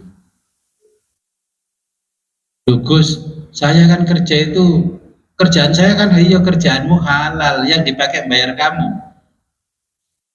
Itu pajaknya LC itu banyak, ya kan? Pajaknya minuman keras masuk, pajaknya itu jadi gaji kamu itu. Ya makanya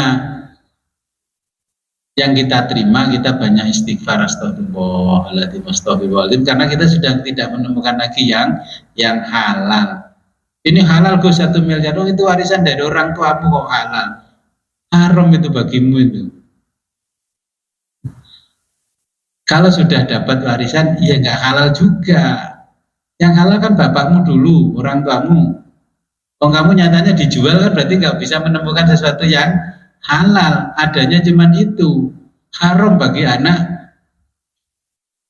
Berarti nggak berbakti kepada orang tua. Kalau anak yang berbakti, berarti harta orang tua dijual, diwakafkan atas nama orang tua. Bangga nggak dapat warisan? Ya bangga Gus.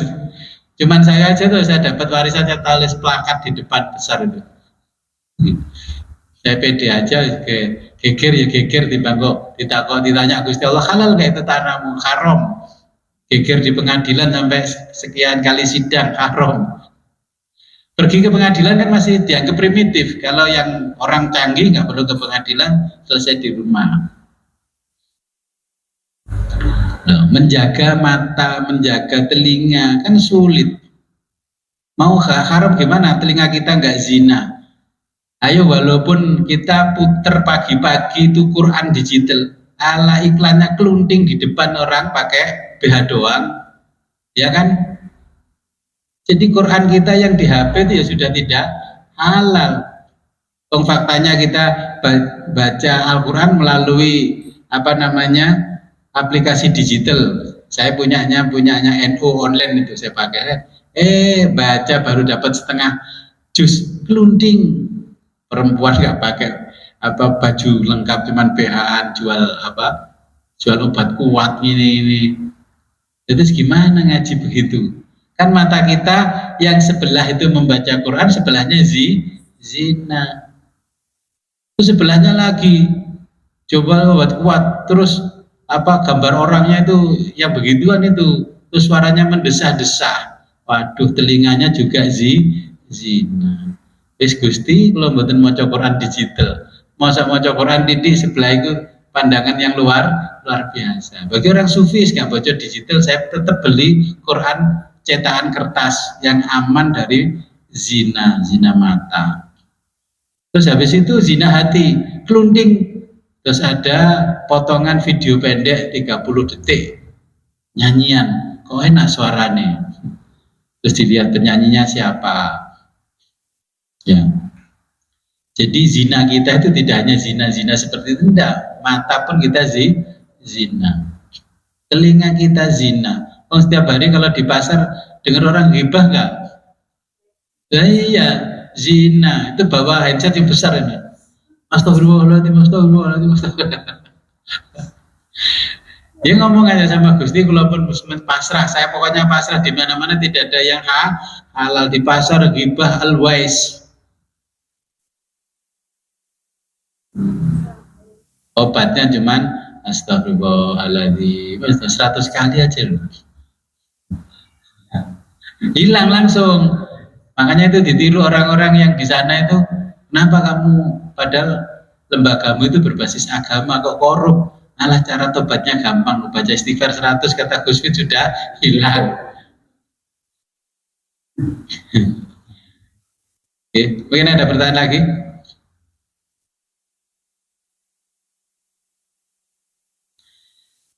Makanya apa yang disampaikan Nabi tadi, intinya hari akhir sudah tidak ada orang yang takut kepada Allah. Makanya amma man khafa maqama rabbih wa nahan nafsa anil hawa. Sudah nggak ada orang takut.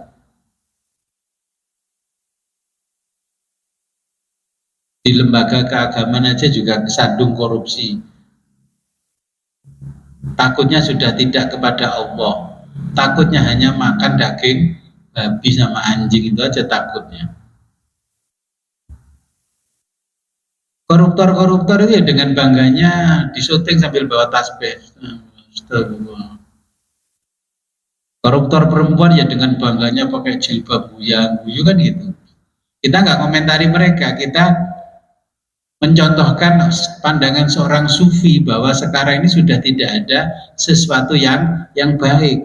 Semuanya kotoran, semuanya darah, seperti di perutnya sapi. Yang selamat hanya yang mengingat kalamullah, yang menjaga kalamullah, yang zikrullah. Itu adanya di mana ajaran seperti itu? Adanya ya di tasawuf. Ya ngaji tasawuf lah yang selamat. Ngaji fikih ya tukaran terus.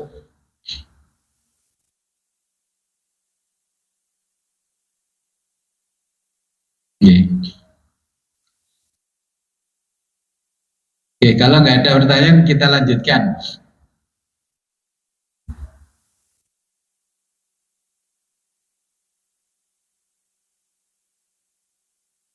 Sampai mana tadi pertanyaannya?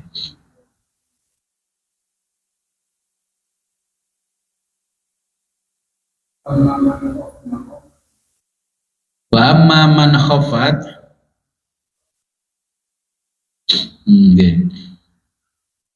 Wa amma dan adapun man orang itu. Ampun, berarti tubat dalu itu. Tubat dalu maka akan berganti suratuhu bentuk rupa al-khabisatu yang jelek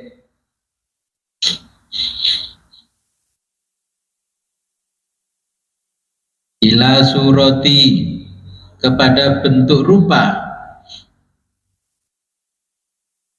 amroda pemuda yang belum keluar jenggotnya. Amrod itu pemuda tapi belum keluar jenggotnya. Malihin menawan, wayahudu dan menjemput, sohibahu temannya, ilal jannati ke surga, wayanju dan ia akan selamat, min syarrihi dari kejahatannya,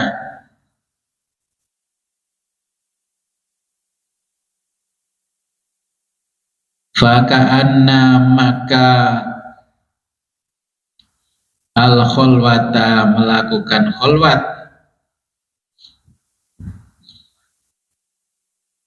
khisnatuhu menjadi benteng, khisnatuhu menjadi benteng dirinya,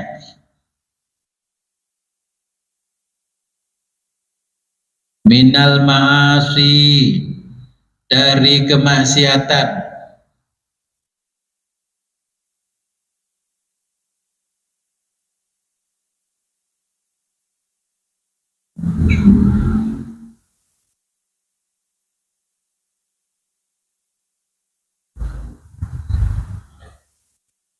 faya bako maka kekalah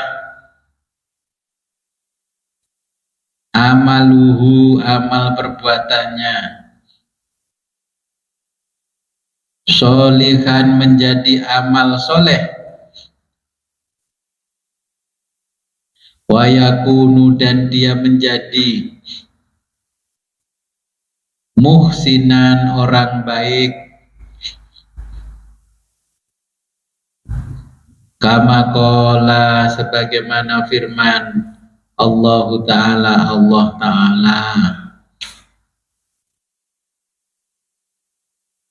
innallaha sesungguhnya Allah la yudhi'u, tidak menyia-nyiakan, ajrul muhsinina, ajro pahala al muhsinina, orang yang berbuat baik. Wa qala Allah Ta'ala, dan berfirman Allah Ta'ala,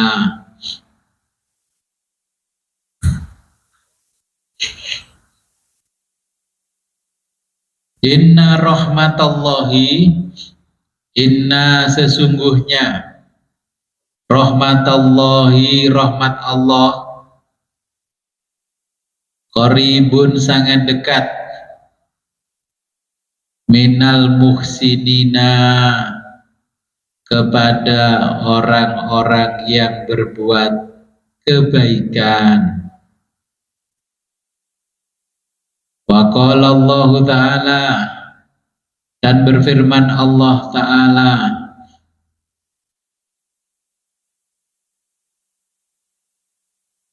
faman kana, maka barang siapa,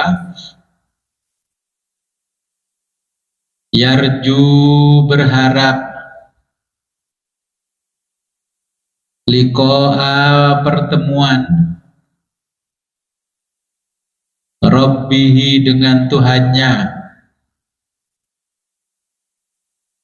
falya'mal, maka hendaknya,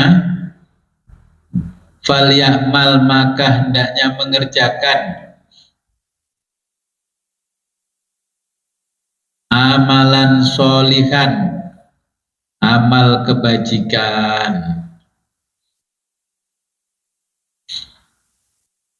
Saya jelaskan dulu lanjutannya ini. Jadi kalau kita ingin punya derajat yang tinggi, maka kholwat atau uzlah. Kalau ajaran nenek moyang orang Jawa, kalau ingin sukses perbanyak tirakat, ya tirakat. Nah, ulama-ulama kita Islam itu kalau ingin cerdas jangan banyak makan. Anak sekolah itu kalau ingin cerdas jangan banyak makan. Tapi ketika Belanda datang, loh enggak makan kok cerdas. Pengen cerdas ya banyak makan daging. Itu Belanda. Makanya orang hebat-hebat dulu itu ternyata banyak kholwat, banyak uzlah. Para nabi juga kholwat.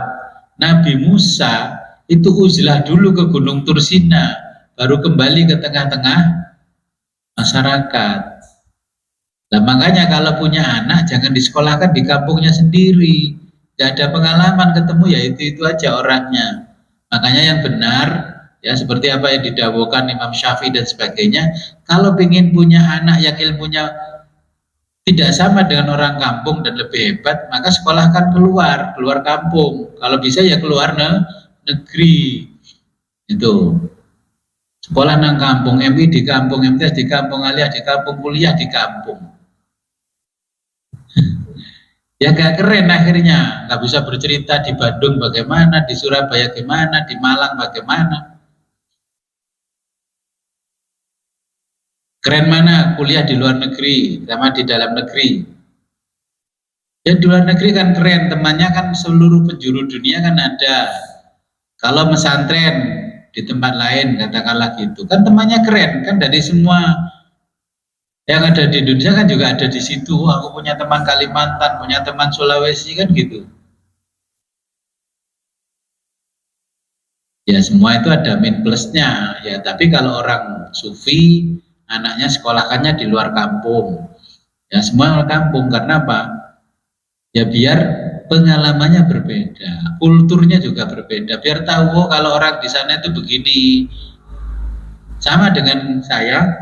Awal-awal di Jawa Barat itu kaget, loh, itu apa jantung pisang kok dimakan mentah? Loh ini kok ada dipakai makan? Jadi apa jambu monyet yang masih muda-muda itu dirajang kecil-kecil itu juga sambal pakai makan sarapan pagi. Waduh. Terus ada karedok. Loh, ini di tempatku kalau di sawah nggak diambil. Pakai makan apa? Lencah itu. Di Jawa Timur kan itu makanannya ular. Oh, di Jawa Barat makanannya pandek. Iya. Lah iya. Saya kalau ke sana dikasih kemang ending, makan lencak lagi. Ya kan tahu, akhirnya tahu. Coba kalau ke Madura, setiap pulang dari Pamekasan, dari Sumeneb, saya dikasih keripik. Keripik apa? Bendo. Di sini ada nggak orang makan bendo? Ya nggak ada. Kalau dari sana ada. Tuh, rasanya kok enak. Setiap pergi ke sana pulangnya bawa keripik. Tuh. Jadi memang ada perbedaan pengetahuan ketika kayak anak sekolah. Kalau orang sufi nyekolahkan anak nggak lokal. Ya kalau orang Kediri paling nggak ya ke Surabaya lah, biar tahu Surabaya gimana. Karena Surabaya itu yang jelas kan orang dari mana-mana juga ada. Dia ingin tahu orang Madura nggak perlu pergi Madura, orang Batak nggak perlu pergi ke Batak. Tapi mahal Gus loh, ya kan mahal. Memang Jerbasuki mawa B ya, bukan mawa panas. Karena apa? Inna rahmatallahi qaribun minal muhsinin. Kalau ingin dapat rahmatnya Allah ya sudahlah berbuat baik saja. Kalau mau nolong orang ditolong aja, gak usah punya embel-embel begini. Saya kalau nolong si A itu kira-kira nanti si A itu berbuat baik sama saya enggak? Itu kalau orang tasawuf kan nggak masuk, itu bukan ikhlas. Berharap terima kasih saja sudah tidak ikhlas. Apalagi saya mau nolong orang ini, kan saya sering itu orangnya tapi saya kan sama istri sudah ya lumayan teruji lah, orang yang sudah kita baiki ternyata tidak baik. Setiap hari ke sini, setiap ke sini. Ketika masih sekolah SMP SMA, setelah SMA lulus kerja nggak pernah sama sekali ke sini. Terus saya tanya, kamu menyesal nggak? Enggak, tenane. Ya, karena yang kita lihat itu liwajihillah, karena Allah ya sudah. Dulu itu yang kita pakai sedekah adalah miliknya Allah, semua kita kembalikan pada Allah. Urusan mau dilaknat Allah karena dia tidak berterima kasih sesama makhluk, ya sudah. Kita nggak perlu berdoa, itu sudah diurus oleh Allah. Karena apa? Inna rahmatallahi qaribun minal muhsinin. Kalau ditipu orang ya jangan menangis. Sudahlah, wong itu ada juga kalau kita ikhlas kan akan dikembalikan oleh Allah. Yang kita cari dengan kholwat dan yang namanya uzlah adalah famangkana yarju liqa Allah liqa rabbih falyamal amalan sholihan. Tujuan kita adalah ingin berjumpa dengan Allah. Nah, perjumpaan kita dengan Allah itu melalui beberapa tahap. Tahap pertama ngerti syariat. Makanya Syekh Abdul Qadir itu menjelaskan sholatnya sholat apa? Sholat syariat, mulai sholat, zakat, puasa sampai haji, itu haji syariat harus kita penuhi. Kemudian ada ibadahnya yang bersifat cipta, ya. Kalau orang Jawa mengklasifikasinya gini, sembah itu yang pertama sembah rogo, itu ibadah syariat, itu sembah rogo. Kemudian sembah cipto itu ibadahnya orang torikoh, itu sembah cipto. Kemudian ada sembah jiwa, yaitu ibadahnya orang ma'rifat dengan zikir khofi, zikir sir, diam saja, kelihatannya diam tapi hatinya Allah. Kok kamu nggak minta apa-apa? Enggak, Allah sudah tahu kebutuhanku. Allah. Ya. Kemudian sembah rasa atau sembah rasa itu sembahnya orang ahli hakikat. Itu kalau sudah ma'rifat nanti puncaknya di hakikat, ya.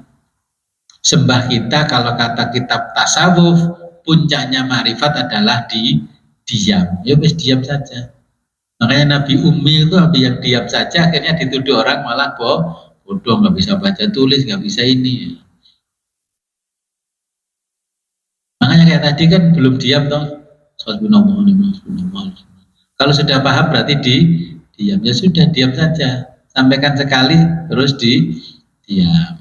Berarti diingat-ingat, oh nanti kalau acaranya begini, nyampaikan ke Allah itu redaksinya seperti ini, kalau redaksinya seperti ini. Itu kan yang perlu diingat oleh orang alim alama. Mungkin ada pertanyaan lagi?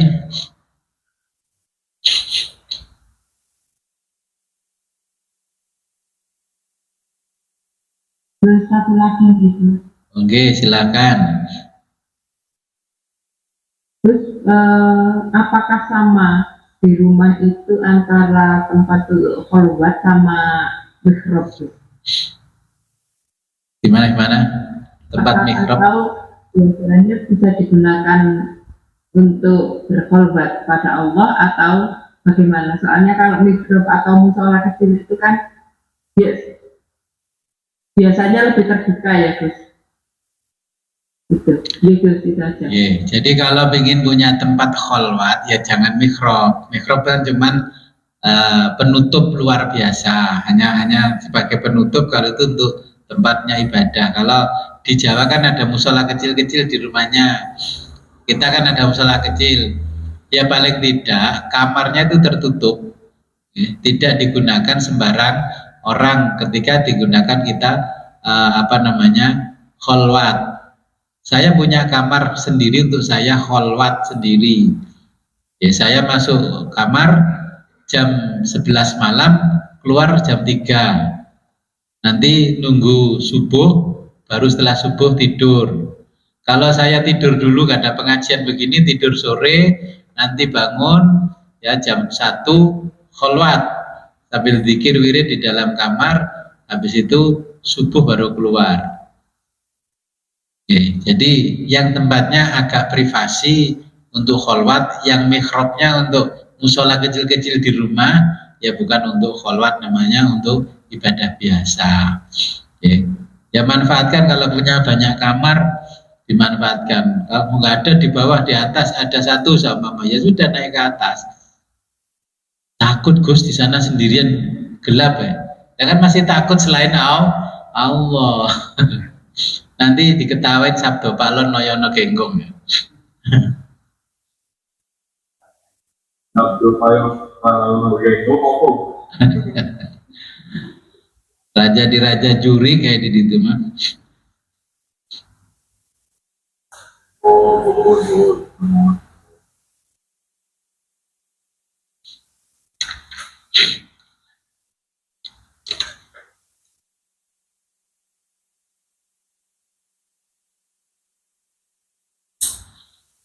Jadi zikir wiridnya kalau sudah paham ya sudah paham loh. Sudah, tinggal hanya kita fafirru ilallah, lari menuju Allah dengan cepat, itu membawa kalimat tauhid la ilaha illallah. Tapi zikirnya ditalkin dulu, la panjang, ilahnya panjang, Allahnya tebal. Panjangnya berapa? Ya notnya itu do re mi fa sol la si, do si la sol fa mi re do.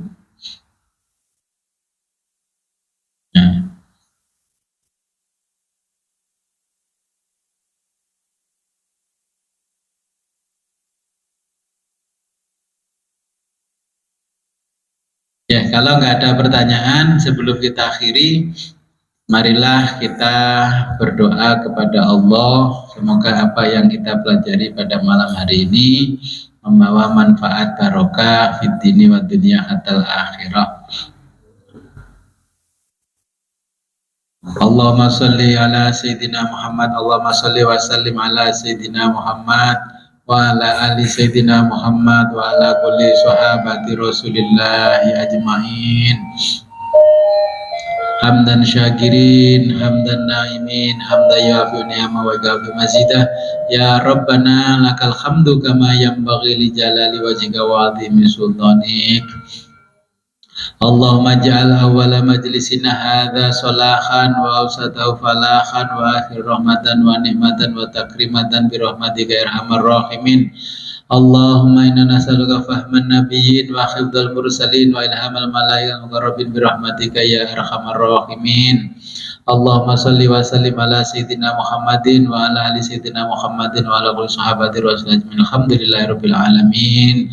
Allahumma ya Allah, Allahumma salli ala sayyidina Muhammadin wa ala ali sayyidina fil awwalin wal akhirin wa salli wa sallim ala sayyidina Muhammadin fil awwalin wal akhirin wa ala alihi wa sahbihi fil awwalin wal akhirin.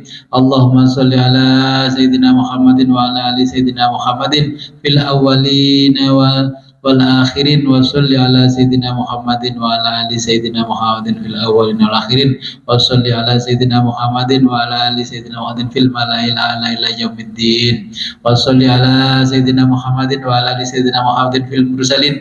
Allahumma atina Muhammadan al wasilata wasyarafa wal fadilah wa darajatal kabirah. Allahumma inna amanna bi Muhammadin sallallahu alaihi wasallam wa ala alihi wa lam ara wa lam narahu fala takhrimna yaumal qiyamati ru'yatah warzuqna suhbatah wa tawaffana ala millati wastagna min khawdihi mashraban rawiyan sa'inan hanian la angguza ba'dahu abadan innaka ala kulli syai'in qadir. Allahumma kama amanna bi Muhammadin sallallahu alaihi wasallam wa lam narahu fa inna fil jannati